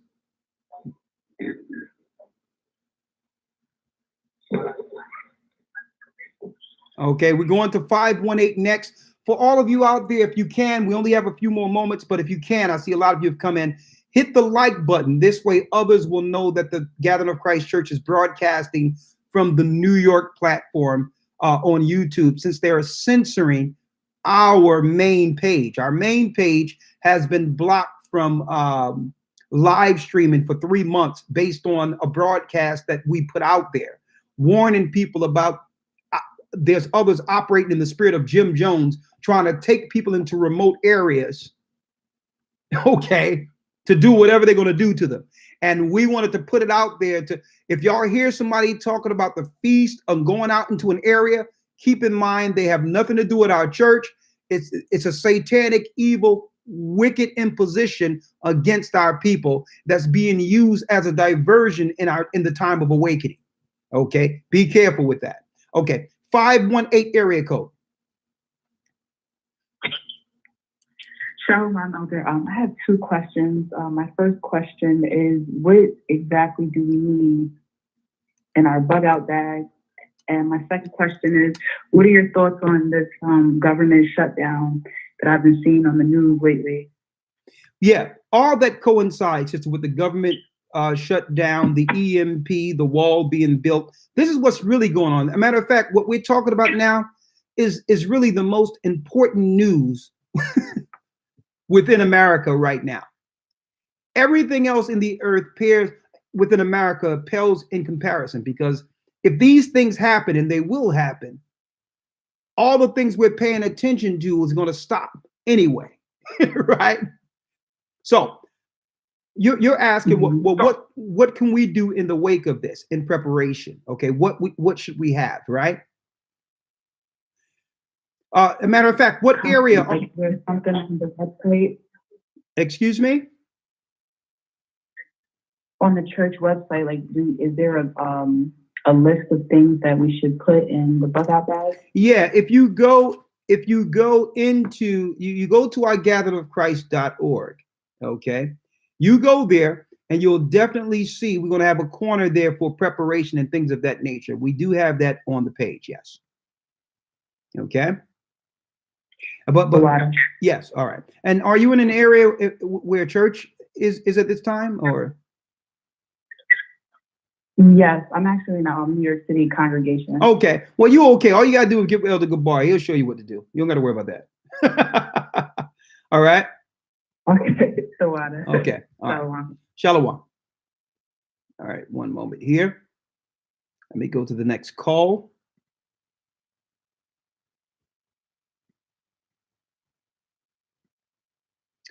All right. 860 area code. Yes, please hit the like button so that more people can come in and get some insight on what we're discussing this evening. Okay. 860 area code. So what's that? Shalom. You're live with the Gathering of Christ Church. Man, shalom, brother Elvis, how are you? I'm blessed by the best. How are you, brother? I'm a little overwhelmed, man. Like, I've been hearing about all this before you guys started talking about it. I'm like, wow. Yeah. This is crazy. Yeah, definitely. Everything that you're saying, I'm like, and you guys been talking about this even before this news came up. So I'm like, the whole being prepared and, you know, how everything ties into the whole biblical aspect of it. I'm like, it's just a little overwhelming, you know. Hey, brother, we're here. The question is, are you preparing? Are you gonna, are you with the church? Are you working with your brothers? Are you working with us to, for these times to come? That's one of the things why I wanted to get in touch with you guys. I sent the email out a while back, but I never got a response back. But, just listening on the thing that you guys get a lot of emails, so probably couldn't get back to me. So I just moved from New Jersey. I'm in PA. Okay. So I was interested in probably getting with the PA. And I know you guys got a lot going on with the whole PA thing and all of that. So I was definitely looking to get in touch with you guys to be a part of the body and all that. So okay. Indeed. As far as preparation, like I said, I just got the information. So I literally just started like, doing the prep. And all I'm right. like, man, you go ahead. I'm listening. Been talking about this before anyway. So, yeah. Well, brother, so understand you guys been talking about this preparation from before. Yeah. So it's one thing about talking about it, brother. Like, it's another thing putting it into action. You understand? And that's the whole deal. The Holy Spirit, the Holy Spirit through Christ have given us the understanding to go out, teach the ministry, and preparation to come. It's one thing to talk about being an Israelite, talking about slave ships, talking about what somebody did to us. It's another thing getting over all that and preparing, regardless of what happened to us and who did it to us. It's not going to help us get through these times. Okay. We have to now use the next level of this understanding and preparation for what's to come concerning this engagement. Okay. Jacob all over the earth is being terrorized and is about to be engaged by the Roman government again. And this is not, even though we're speaking about America in particular, this is an international plan, okay, to exterminate the children of Jacob from the face of the earth. Okay. So that's, you understand? So I'm gonna put you on hold. I'll call you. I got your number. I'll call you. Okay. I'll call you. We'll discuss this. All right. Appreciate it, brother, man. You're welcome. All right. So the ministry is also preparation. There's going to be 3.5 years of plenty in which we can prepare. And then it's going to be a famine. We're going to be engaged for the last few years before the coming of Christ, folks. And we have entered into that time. Okay, who do we have here? Sister Georgia, 404 area code. We have about 9 more minutes. If it cut off, we're still going to take calls. Don't worry about it. You have 9 minutes to call in if you would like to speak on this specific topic. 515-605-9327. Sister Georgia. Shalom, Sister Georgia. Shalom. Shalom, how are you? I'm blessed by the best, and his name is Ahia. Talk to me. Well, likewise. My question is regarding, at what point will people be allowed to defend themselves in these times that are to come? It's one of my main concerns at this point, because the statutes and commandments say not to kill, and thou shalt not kill, thou shalt not steal. So at what point do you engage to protect yourself, your family? You know, I'm just wondering. When your life is threatened. Because when the Bible says thou shalt not kill, that's speaking of unjust murder. You are justified in defending yourself. If someone is assailing you and is attempting to take your life, you are justified in defending yourself. Hopefully you can get out of the scenario without any bodily harm happening to either of you. But if there's a choice between the assailer and you should choose life. I'll put it that way. Okay. What about things like theft, like if someone steals from you, or in worst case scenarios, children are very vulnerable. Some molestations, rape, anytime things like this happen, these things are at a high. So like, what do people do in those kind of circumstances? Well, some of that, I would have to say we have to talk offline with that. But I can say that, only thing I can say is, there's certain things that you can't speak publicly about. But hey, I would feel for a brother or sister who would try to molest my child if I had a child. I would have to pray for their scenario. And I'm saying that loosely. Okay. Okay. All right. Let me put you on hold. All right. 205 area code. And I don't even know. It is not funny because that's one of the greatest, I would say, to some degree, one of the greatest pearls, or I would say one of the greatest weapons morally that are used against our society is our children being compromised before they had an opportunity to really experience life and understand life. That's a warfare on an entirely different level, the molestation that goes on rampant in our community. And I'll tell you this, it's even more rampant than I could have ever imagined. Okay. And that's a systematic weapon against family that have been an epidemic amongst our people since our existence here in America. And we're going to have a show on that. You'll be surprised how many brothers and sisters are holding within themselves things that have happened to them as children. That also feeds into the systematic destruction and demoralization of a people. But we're going to have a show on that independent from this. We'll probably do that next week. All right. Who we have here? Who that? Brother Al? Brother Al? Brother Eric from Alabama. Okay. And then we have Brother Josh. The moral and spiritual fall of Babylon. Mama, how you doing, brother? I'm blessed by the best. You're live with the Gathering of Christ Church. Talk to me. Yeah, I've been following you, brother. I think you guys doing a great job. My brother even been following you for a longer period of time, and he's the one who got me turned on to you guys. But I think you guys are doing a great job. And the downfall of 9/11, from my point of view, from years ago, I think that was orchestrated by powers to be. And I guess my question to you would be: is there anywhere safe in this world for our people? with the end times coming? Well, it depends on it depends on what you mean by safe.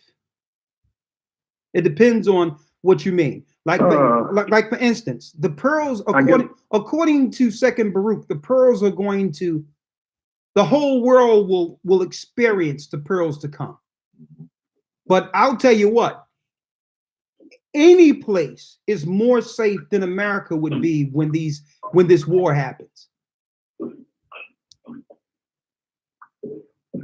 I guess I was just thinking more so from a husband and a father standpoint. I'm more concerned about, when it does, he's a fan. Being a husband and a father, I'm more concerned about the family than, Yeah. myself. So You know what? I was just wondering. That is a good question, brother. Where do you live right now, if you don't mind me asking? Birmingham, Alabama. Alabama, okay. And I think we're going to set up a church there soon. You're not too far from a place where we're going to set up a church. Well, it's like this, brother. Outstanding. Okay, it's like this, brother. Can you turn off whatever's playing in the background is distracting my thought here? Let me step outside. I'm doing a little side job. Okay. Hope it'll be better. Okay. I'm walking outside now. Yeah.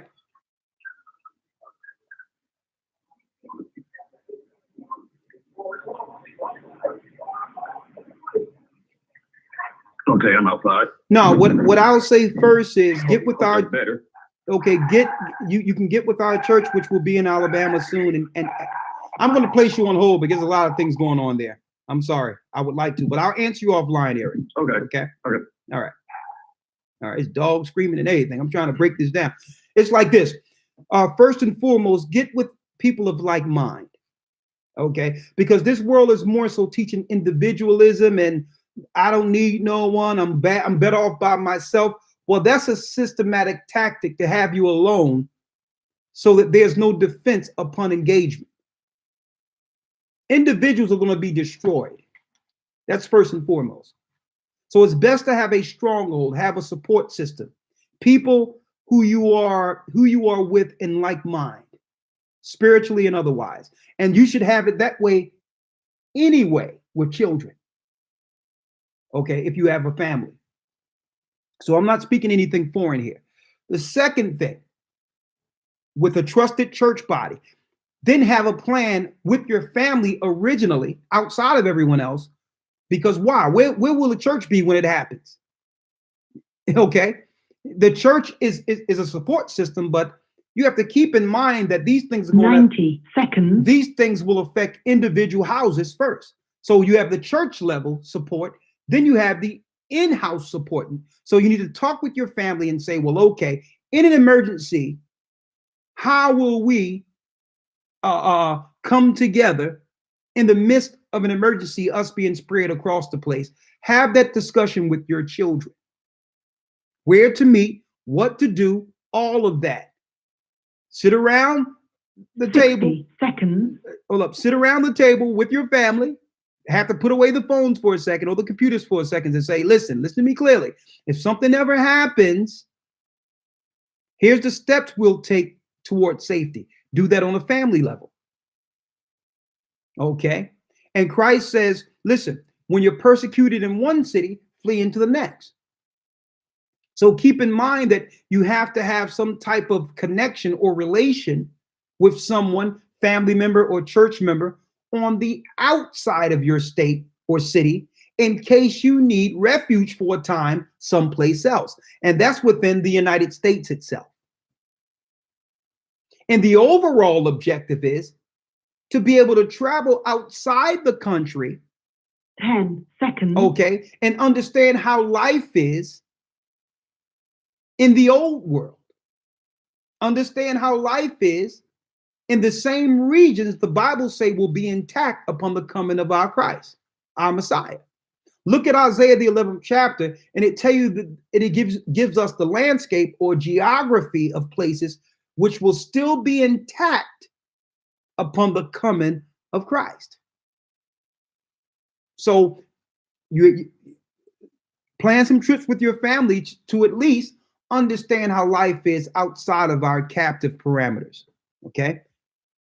Now, of course, there's many other things I can discuss or say, but for the sake of time, we can start there. But I'll tell you what, you're going to be in our church, so you'll hear more anyway. 604 area, no, 404. Now, who's next here? Brother Josh from Pennsylvania. Shalom, Josh. You're live on Blog Talk. I was just seeing if you guys could take my number down and call me after the broadcast or maybe tomorrow so I can get in contact with the elders in my area. And what's your area, Josh? Fayette County, Pennsylvania, southwestern Pennsylvania. Okay. And this is your number on Blog Talk here, right? Correct? Yes, sir. Okay. All right. We'll call you tomorrow. All right. Thank you. I Brother. appreciate it. All right. Thank you for calling. Hold Okay, on. thank you. You're welcome. Let's go to the next call. Our topic of Okay, this. and Okay, I think you cut him off here. I cut him off. Sorry. All right, Josh. all right. All right, Josh. Yeah, I just wanted to say, okay, thank you for bringing me back. And I just wanted to say that it's a shame how the devil is doing you shy as people, and you're not going to win, Lucifer. You're not going to win. The demons are not going to win, and you're going to be in hell. And the people that's running the world powers, you need to come to Christ. And he is a black man, and you need to stop being so racist and just come to Christ and repent and be baptized and follow the law, and you can go to heaven too. I know you're listening to this, and you just need to come to Christ, and that's all I want to say. All right. Thank you, Brother Josh. Great points. Let me hold tight. Okay, next, 773 area code, then the 404 area code, the moral and spiritual fall of Babylon. You're live with the Gathered of Christ Church.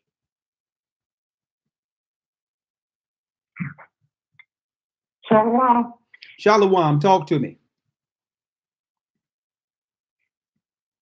Shalom, y'all. May the Most High bless you. I'm just having a question. I want to know, how do I go about getting a guest on the show? What guest would you like on the show? Minister Kevin L.A. Ewing. And what interests you about him? What makes you think that it would be an interesting discussion with him?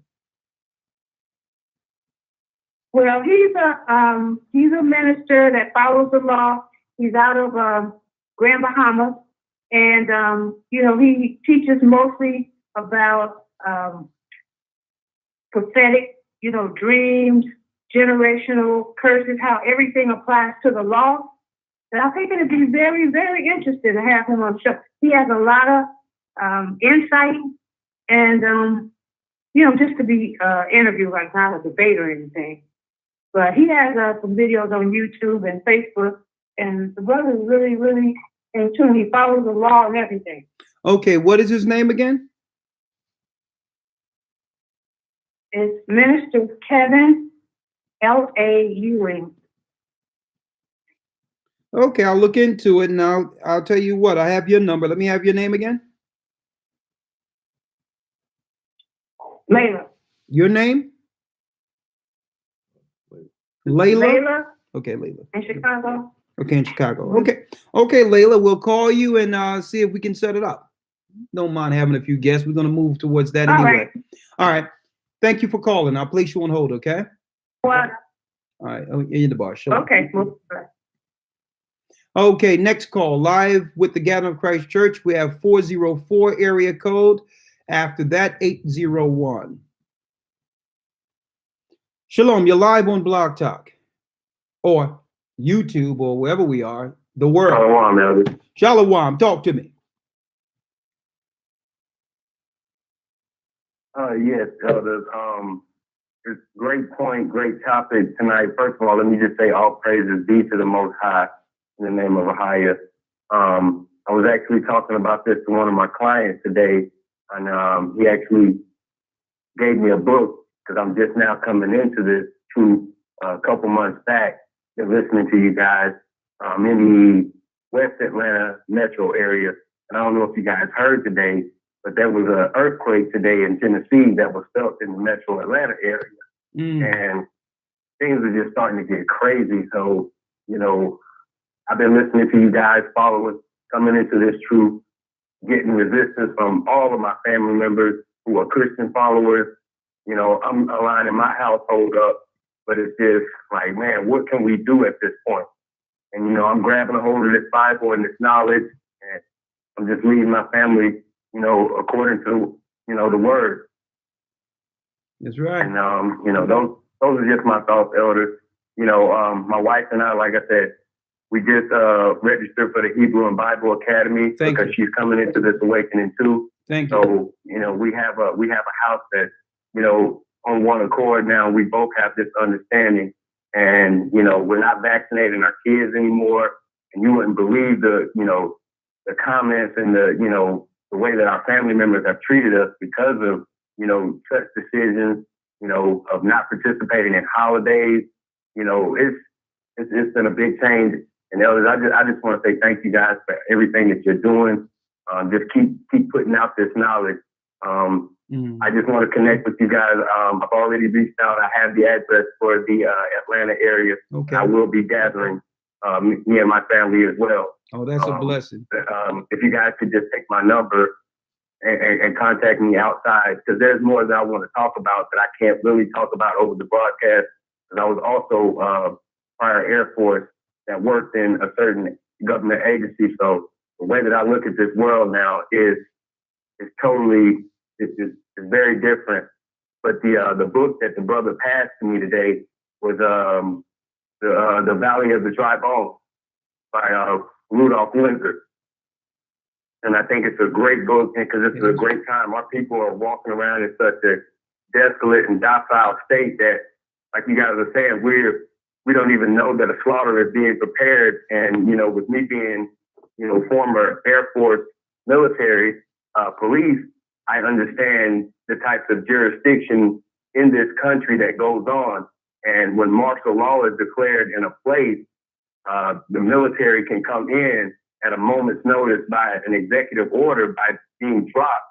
And now you have, like you guys were saying, your streets being patrolled with military to restore order.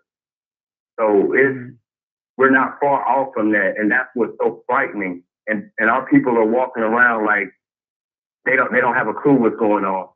So I just want to say thank you, elders. I'm done.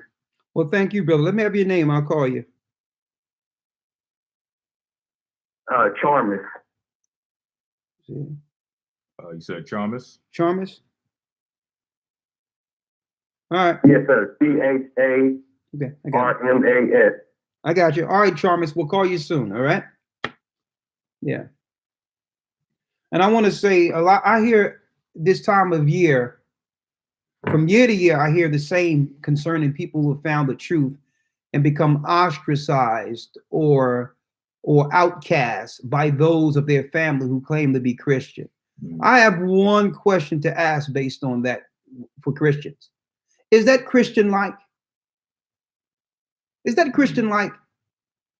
If your family member choose to follow Christ according to the Bible and denounce pagan holidays that actually, believe it or not, minimize Christ's power and truth. Keep in mind, these pagan holidays are overshadowing Christ's true purpose and mission. You have a family member who come to the knowledge of Christ and denounce Sunday worship because the Lord never said, remember the first day of the week and keep it holy.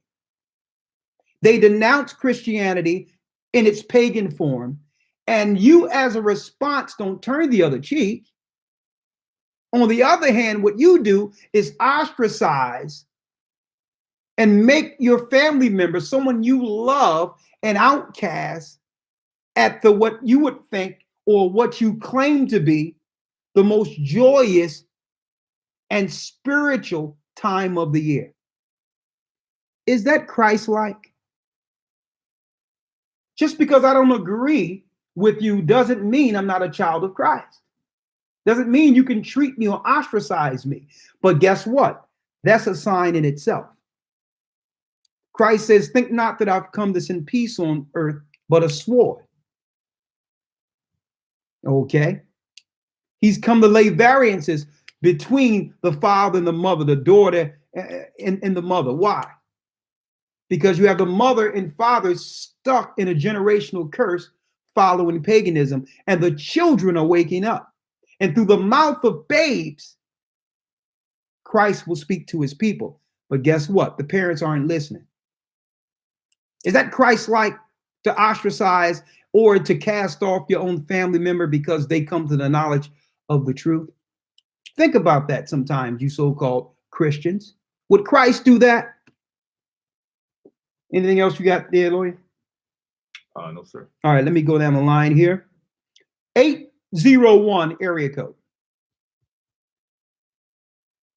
Shalom, you're live. Good afternoon, Elder Shalom. Shalom. And I'm gonna bring you yes, in. Sir. I just wanted to hold up. I'm gonna bring you in. I'm gonna say this though. I'm saying that because why? I have family members and all that still follow paganism and still do those things. Okay, but they still my family. I'm not going to cut them off and ostracize them and not invite them to my house because they haven't awakened yet. I'm going to still treat them like Christ said for me to treat them. And when the time comes, when the spirit opens, they'll be more so open to hear what I have to say, because why? I'm showing forth the fruits of the spirit. I'm not judging them or coming down on them because they don't believe as I believe. I'm still their family. Okay, that's what Christ would have liked. He sat amongst the publicans and sinners and those that weren't doing right. He still came for them. So there's a lot of hypocrisy going on within the Christian faith, who claim to be there for all people and be there and have their door open even for the sinners and unbelievers and those who don't believe exactly as they believe. That's hypocrisy. Go on, talk to me. Yes, sir. One thing I would like to say is, again, the church is doing a wonderful job spreading this truth. This is definitely not something new that you guys have brought out. I've been listening to you for quite some time. A baptized member, 2.5 years, going on 3, my wife as well. And I had the privilege of meeting you also on the day I was baptized a few years ago in Georgia. Praise the Most Most High. visit down there, and kind of got certain things sorted out. So I had the pleasure of meeting you last, heading out the door there. So, but yeah, I want to say we are actually removed from Georgia there, and we're actually in Utah right now. So we're not within, the proximity of an immediate body.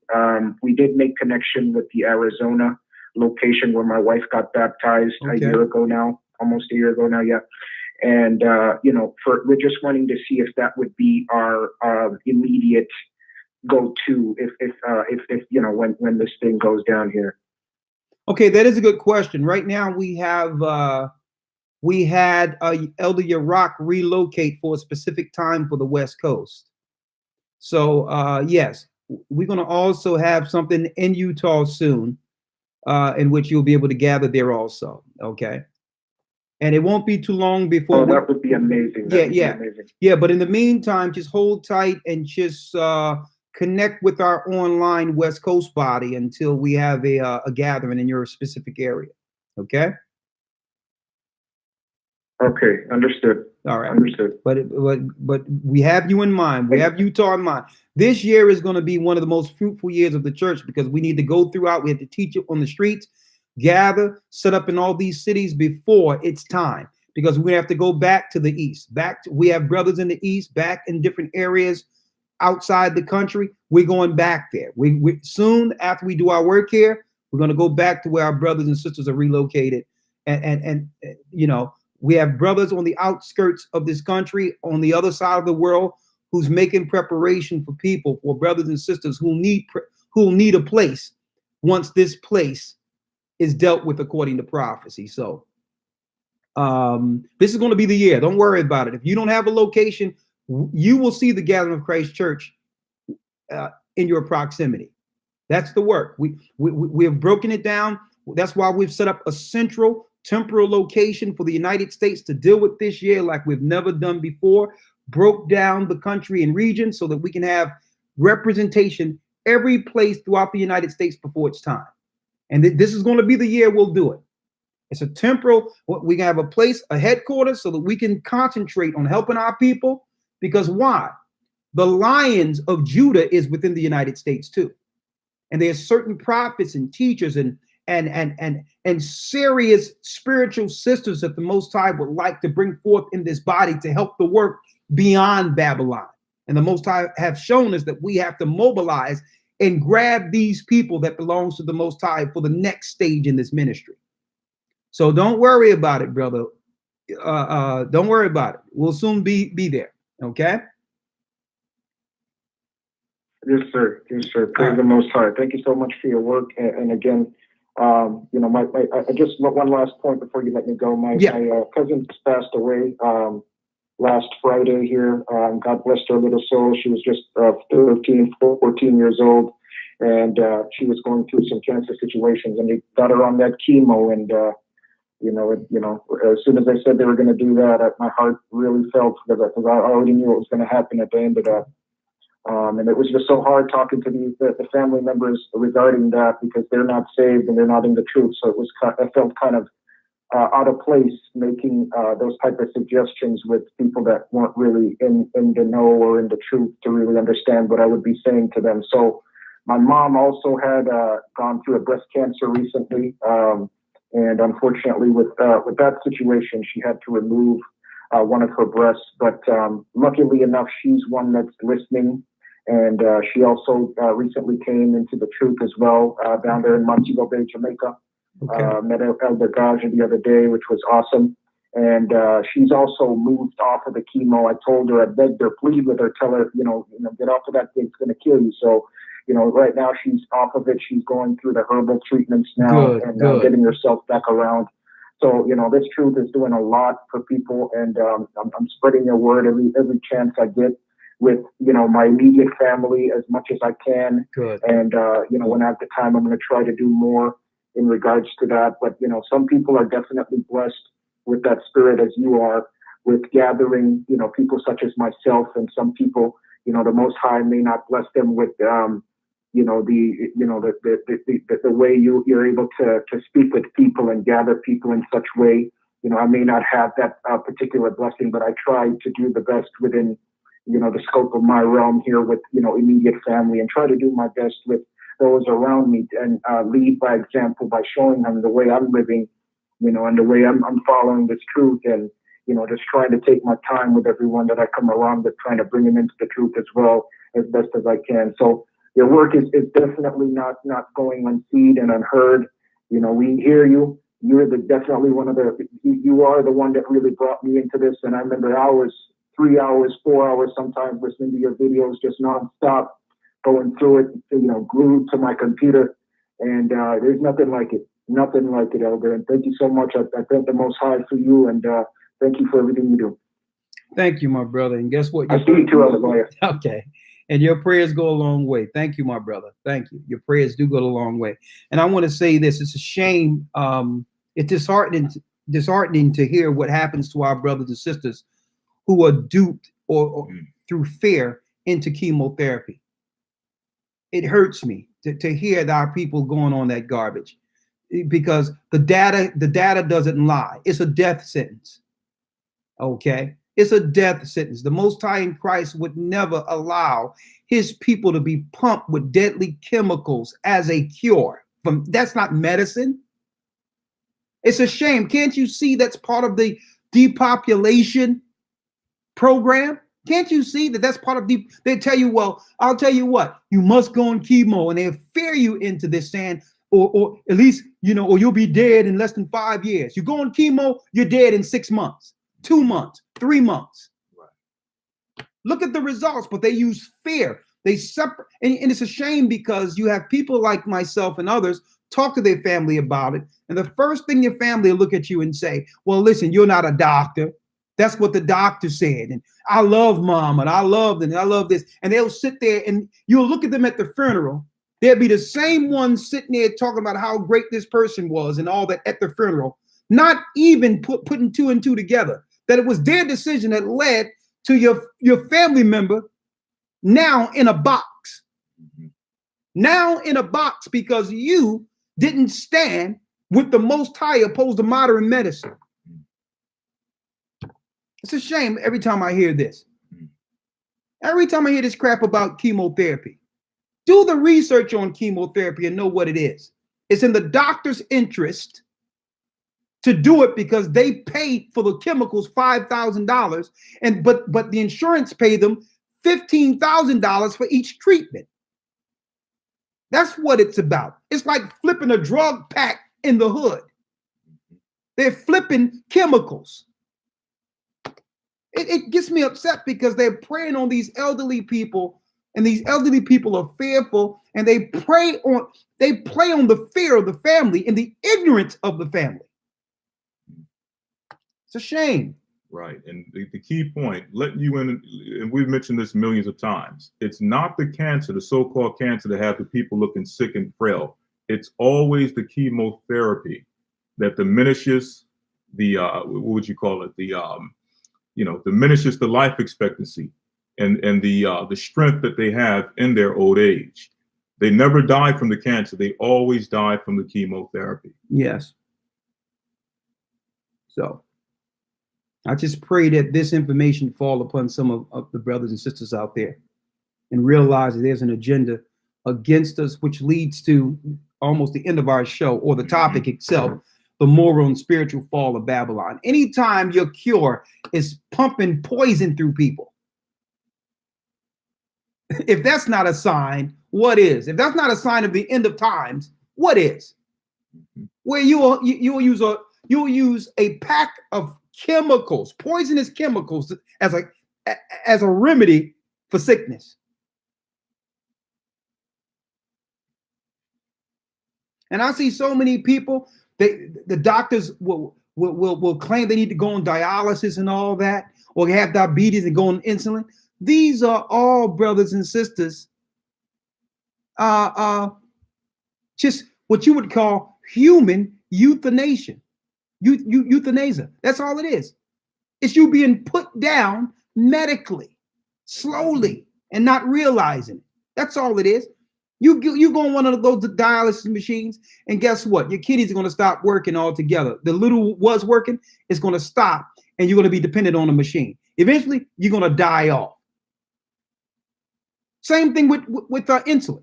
You take that insulin, eventually, it's going to do what? Destroy all the veins in your body, make it stop your circulation, make it where they'll get paid on your way out by hacking you up and sawing things off. Then you're in a box. Diabetes is Dr. Frankenstein's dream. It's a dream by these stinking scientists to not only kill you, but get paid on the way out, on your way out, to get paid off of you on your way out. The moral and spiritual fall of Babylon. Anytime they can do this crap and call it medicine, if that's not the sign of the end, I don't know what is. Next, we only have a few more calls, right? Who we have here? 404, two more, right? Then 805. You're live with the Gathered of Christ Church. Shalom. Shalom, talk to me. Shalom. Elder Gocc, Elder Gocc, Elder Gocc, how y'all doing? And it's been a minute. It's been a while since I heard from you guys. So I've been listening almost every week. But anyway, I just wanted to see if you heard anything about the FEMA birds that they've been putting the so-called migrants in, and it had lost and went over at sea. There was an article that came out, and it was saying something about the a lot of the migrants that come over across the border, they put them in the barges and so-called FEMA camps, and they pretty much killing them off. Trying to see if you heard anything about that. I didn't hear about the killing part, but I heard about the barges they're putting them in and manning these FEMA camps with these so-called refugees. I know about that. I don't know about anything, Okay, yes, anyone sir. being killed off, but I know that these internment camps, these what they call FEMA camps or detention centers, are now manned by so-called refugees. And in the midst of an emergency, I got to put you on hold. There's a lot of noise there. Okay. All right.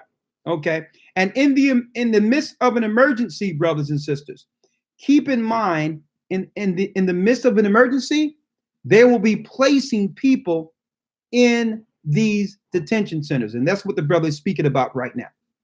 It's what we spoke about years ago, the FEMA camps. Okay.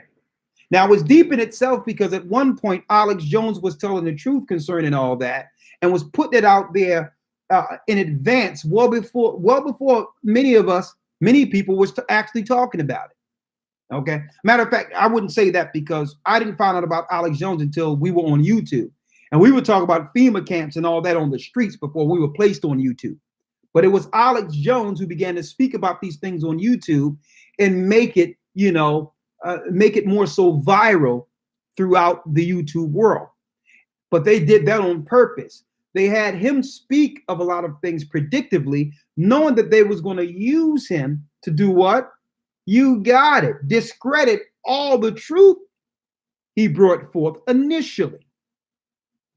See, he was their distraction, or what you would call control opposition. Now, some people say that he wasn't always compromised or whatever. I don't know.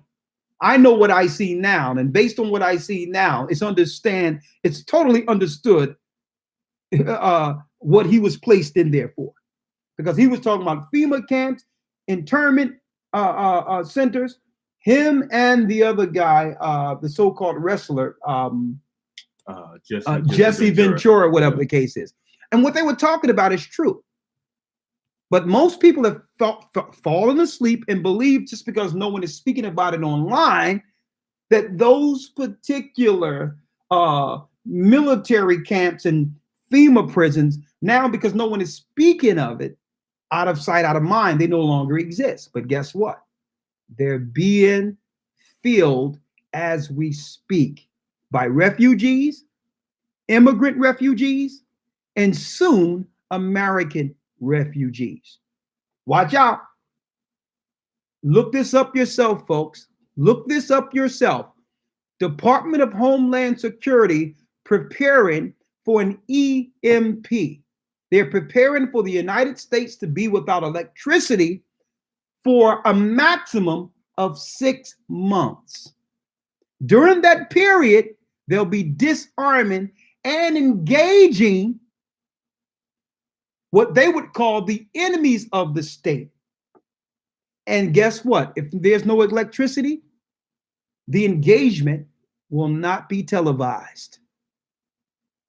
Our saving grace in the hood and other places, the fact that now when the cops pull us over, when someone is in our presence, it's filmed. But an EMP is going to take care of all that. Okay? If there's no electricity and they can do an electronic pulse and knock off your phones, guess what? There's no witnesses.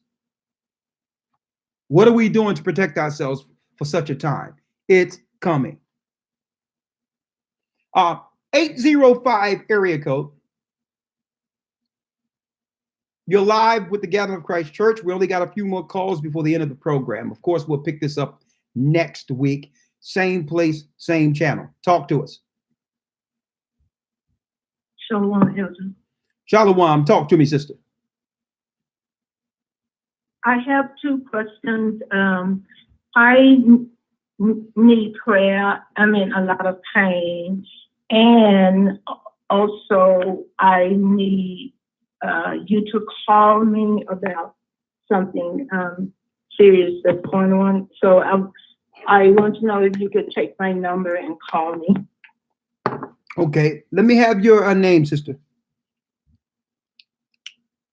Sister Eleanor. You said you're having pain. What's going on with the pain? What is it? What's going on? I was in a car accident, Okay. and it happened like three years ago in San Diego, but I'm still having that pain. I go to bed with it and I wake up with it. And it's in my neck and I'm having weird pains all through my body, like when I walk and everything. Okay, let me ask you real quick, sister, because I've spoken to a few people who have gone through what you're going through and had certain immediate impact trauma. Have you ever went to a chiropractor before? Yes, sir. Okay, and they weren't able to help you? No. Okay, is that bad? How old are you? 58. 58. Okay. Well, this is what I'll do, sister. I have your number here, and you're on the West Coast? Yes, Southern California. Okay, we have Elder Yarack there. We'll call you, do some prayer for you, and see what else we can help you with. Of course, we have herbologists and others that work with the church that can help in certain circumstances. Okay, all right. Like there's many members of the body, but there's many members of Christ's body, right? And it so happened that as the ministry has grown, there's parts of the body that's beyond my expertise, but we have those experts within the body itself. So I can refer you to someone in the church, trusted herbologist who can help you, and see we can see if with that on top of prayer, whether or not the Most High can give you some relief through this pain. Okay. Yes, sir. Okay. The water. In the bar. So we'll have the herbologist call you and see what we can do. Okay. Shalom, sister. I'm gonna place you on hold. Shalom. Shalom. Okay, I hate leaving because some of these shows I can do it all night, but we have a few more calls. I'll take these calls and then I'll give y'all the last word. If Gocc is on, he can say something. I don't know if Elder Gabar is with us. Okay, 985 area code. Shalom. You're live with the Gathering of Christ Church. Shalom. Talk to me. Shalom. Can you hear me? Yes, I can. Talk to me. Okay. I hear everybody talking about this wall by Mexico, but I don't think people are paying attention on in Business Insider. They have not Mexico, New York City, they're planning on building a wall around Manhattan, a $1 billion wall. I heard about that. It would make perfect sense. I just wanted to, yeah, that's I just wanted to bring that out, bring that out real quick, to give everybody a heads up. That's pretty much what I called about. Okay. Well, the best thing we can do is what? Abstain from sin, come back to the law, statutes, and commandments of the Most High, gather together under one spirit, and prepare for what I would call a Babylonian bounce, to get up out of here and to operate outside of Babylon, because anyone who knows anything are actually making plans on the outside of this country. It's as if all the corporations has already moved offshore in preparation for what's to come. All the jobs, when you call on the phone, whether it be telemarketing or whatever, there's someone foreign answering the phone. All the jobs and everything has gone outside of the country. So obviously the people within the country are expendable. What are they going to do with what they call useless eaters? People who when they realize what's really going on, will actually revolt, and the country will have a mutiny on its hand. Mm-hmm. So, hey, here we go. Here we go. It's time. Let's follow the law, statutes, commandments. Come together. All right. Let's go. I bet you somebody's going to make a song out of that now. But anyway, all right. One last call before the broadcast ends. 406 area code. Shalom, you're live with the Gathering of Christ Church. How are you? Last call for this evening.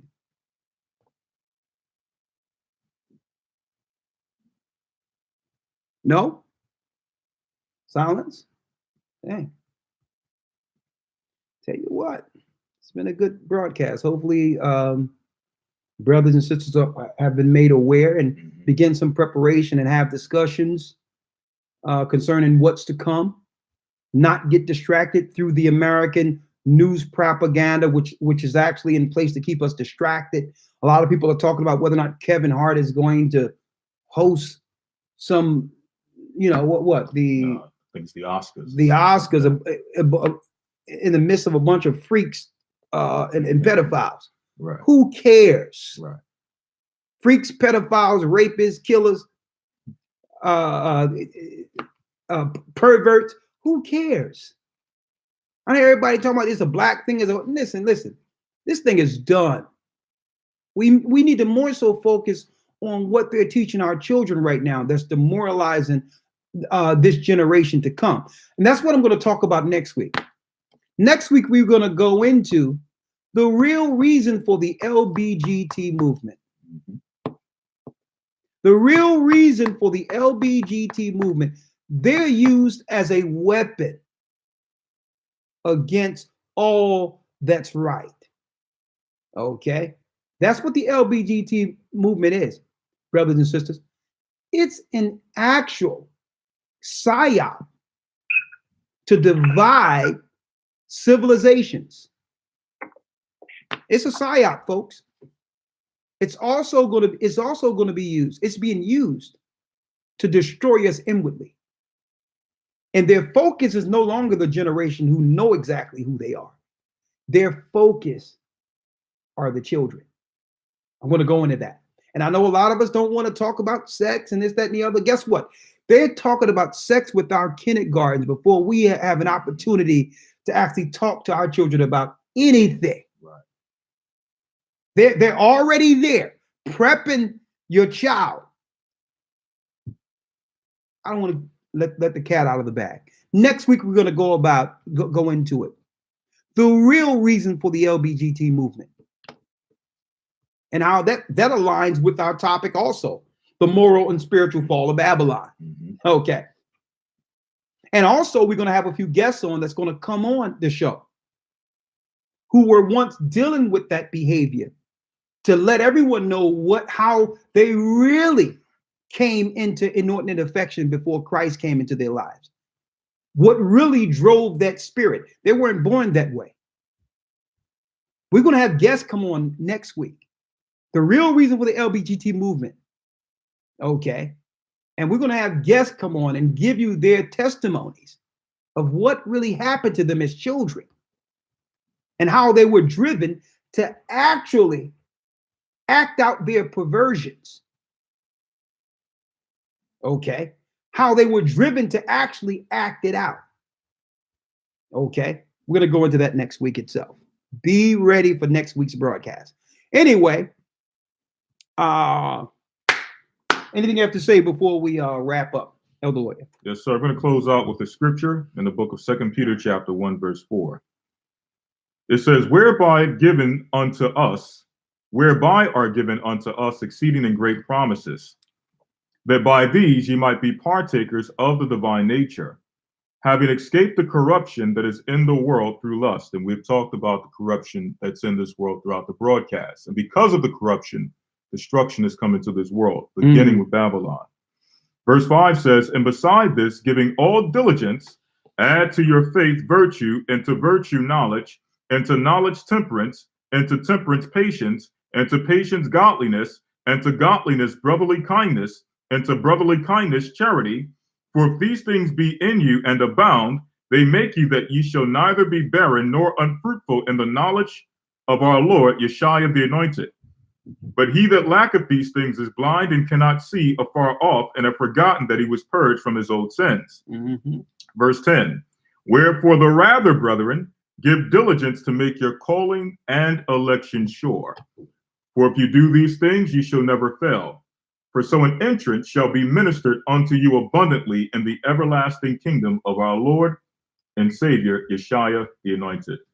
So, in other words, in short, above all things, as we prepare physically, we must also prepare ourselves spiritually for the times to come. And with that, I'll say shalom. Exactly. I want to say shalom, and I thank you all for your support. And please continue to support the Gathering of Christ Church. We're here. We're on the proverbial wall, watching for the Most High, sounding the trumpet. And we're saying to everyone everywhere, to Israel first and also the Gentiles, come back to the Most High God. His name is Ahiah. His son name is Yeshaya. And you know what? Soon we'll all see Zion. That's right. Talk to me, Gaja. Any words before we end the broadcast? Yes, sir. Just I mean, powerful broadcast again as usual. So all praises to the Most High for giving us this opportunity again, to be here. And I just got back from Australia. I want to say a massive shout out and thanks to all the brethren in the South Pacific Isles down there who made the trip very welcoming. You with me, the officers down there, it's like it's so good, and to see the church grow from where it was 3 years ago to now, man. Enough respect and love, man, to the brethren there. You understand, our Deacon Amory. You understand, a big shout out to him, his parents, Senior Elder Amory. You with me, and how they have the whole thing down there structured, man. It's really a blessing, to see it, man. And thank you again for having me, and I hope to see you all very soon again.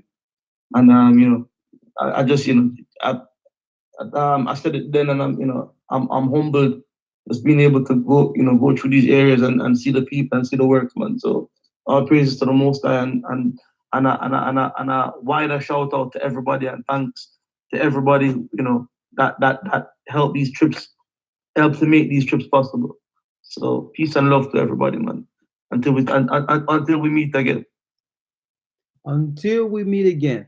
And I'll tell you, I'll see you soon, hopefully. I know you're recovering from the Australia trip. How did the debate go? I heard the so-called debate with the Christians went pretty well. Yeah, it did. It was good, man. It was really good. Everybody's asking for another one. I mean, I said to the brethren that these debates, we aren't the first to do them. You understand? They've done before, but I mean, we're bringing it from the perspective of truth, and we hope that we pray that it reaches the Most High's people who are in need of the law, who are in need to come back to abstain from sin. Yeah. You understand? I mean, we have a Christian pastor telling us that the law is done away with. I mean, we can't. Well, I'll tell you have this. that no more. You understand? Well, I'll tell you it. Send it to me, and I'll upload it on the page soon. Just give me the link. I'll upload it, or I'll ask AC to upload it for me. And the other thing is, I know they want to do it again, so I may fly over there for the next situation and sit down with them. My whole thing is, like I said to you before, about they keep saying the law is done away with, these Gentiles.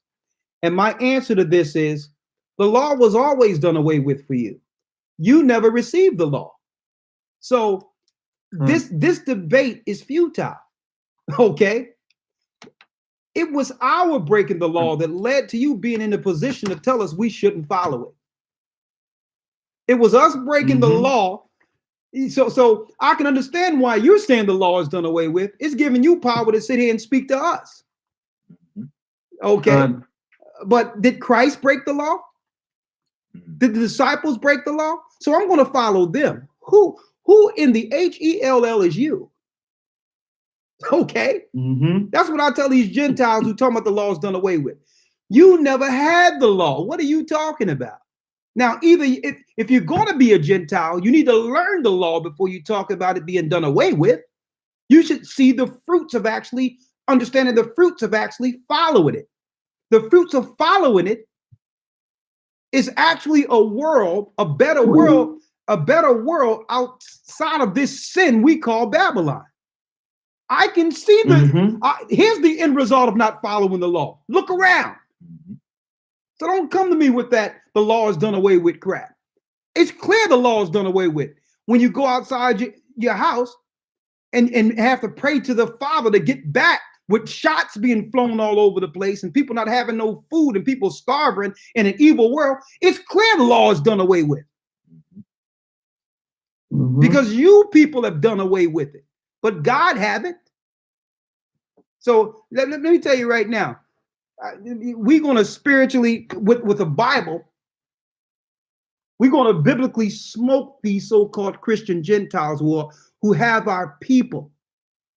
Okay, we're going to smoke them with the Bible. Here's our sword. Who have our people? I have our people in the stronghold, because you got a Gentile standing up there with the Bible, and the churches are filled with us. What's wrong with that? You mean to tell me there's no one more spiritual than this guy? What makes him? What makes him more spiritual than all these black people sitting here?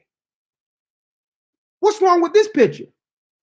These guys have Caesar Borgia complexes. You can't learn anything unless it's from Massa. Guess what? The servants of God are breaking your spiritual psychosis. The Gathering of Christ Church. Anything else? Yeah, that's it, man. And just looking forward to linking up back with you soon, man. So yeah, I can't wait to see you, man. But get some rest. You really have to recover. I understand that it's 24-hour trip from Australia, and when I go to Australia, I'm gonna do it the other way. I'll go into California, then Hawaii. I'll stay there for a day or two, then fly into Australia. I'm not doing no 24-hour trip. That on a plane. I'm like, sometimes when I'm in, I'll be praying to the Father if I'm on a plane for 1 hour. But anyway, thank you, brother. Great work. Great work. May the Most High be with you. All right. Shalom. Shalom. Oh man, we got a rock follower in our chat. Lord have mercy. A rock follower. What will they come up with next? Tell me you got to make Hajj to go see a rock. There's some rocks around here. Shalom. Stay strong. May the Most High be with you. Shalom. Boy. Idolaters. The idolaters. We'll soon see Zion. Stay strong.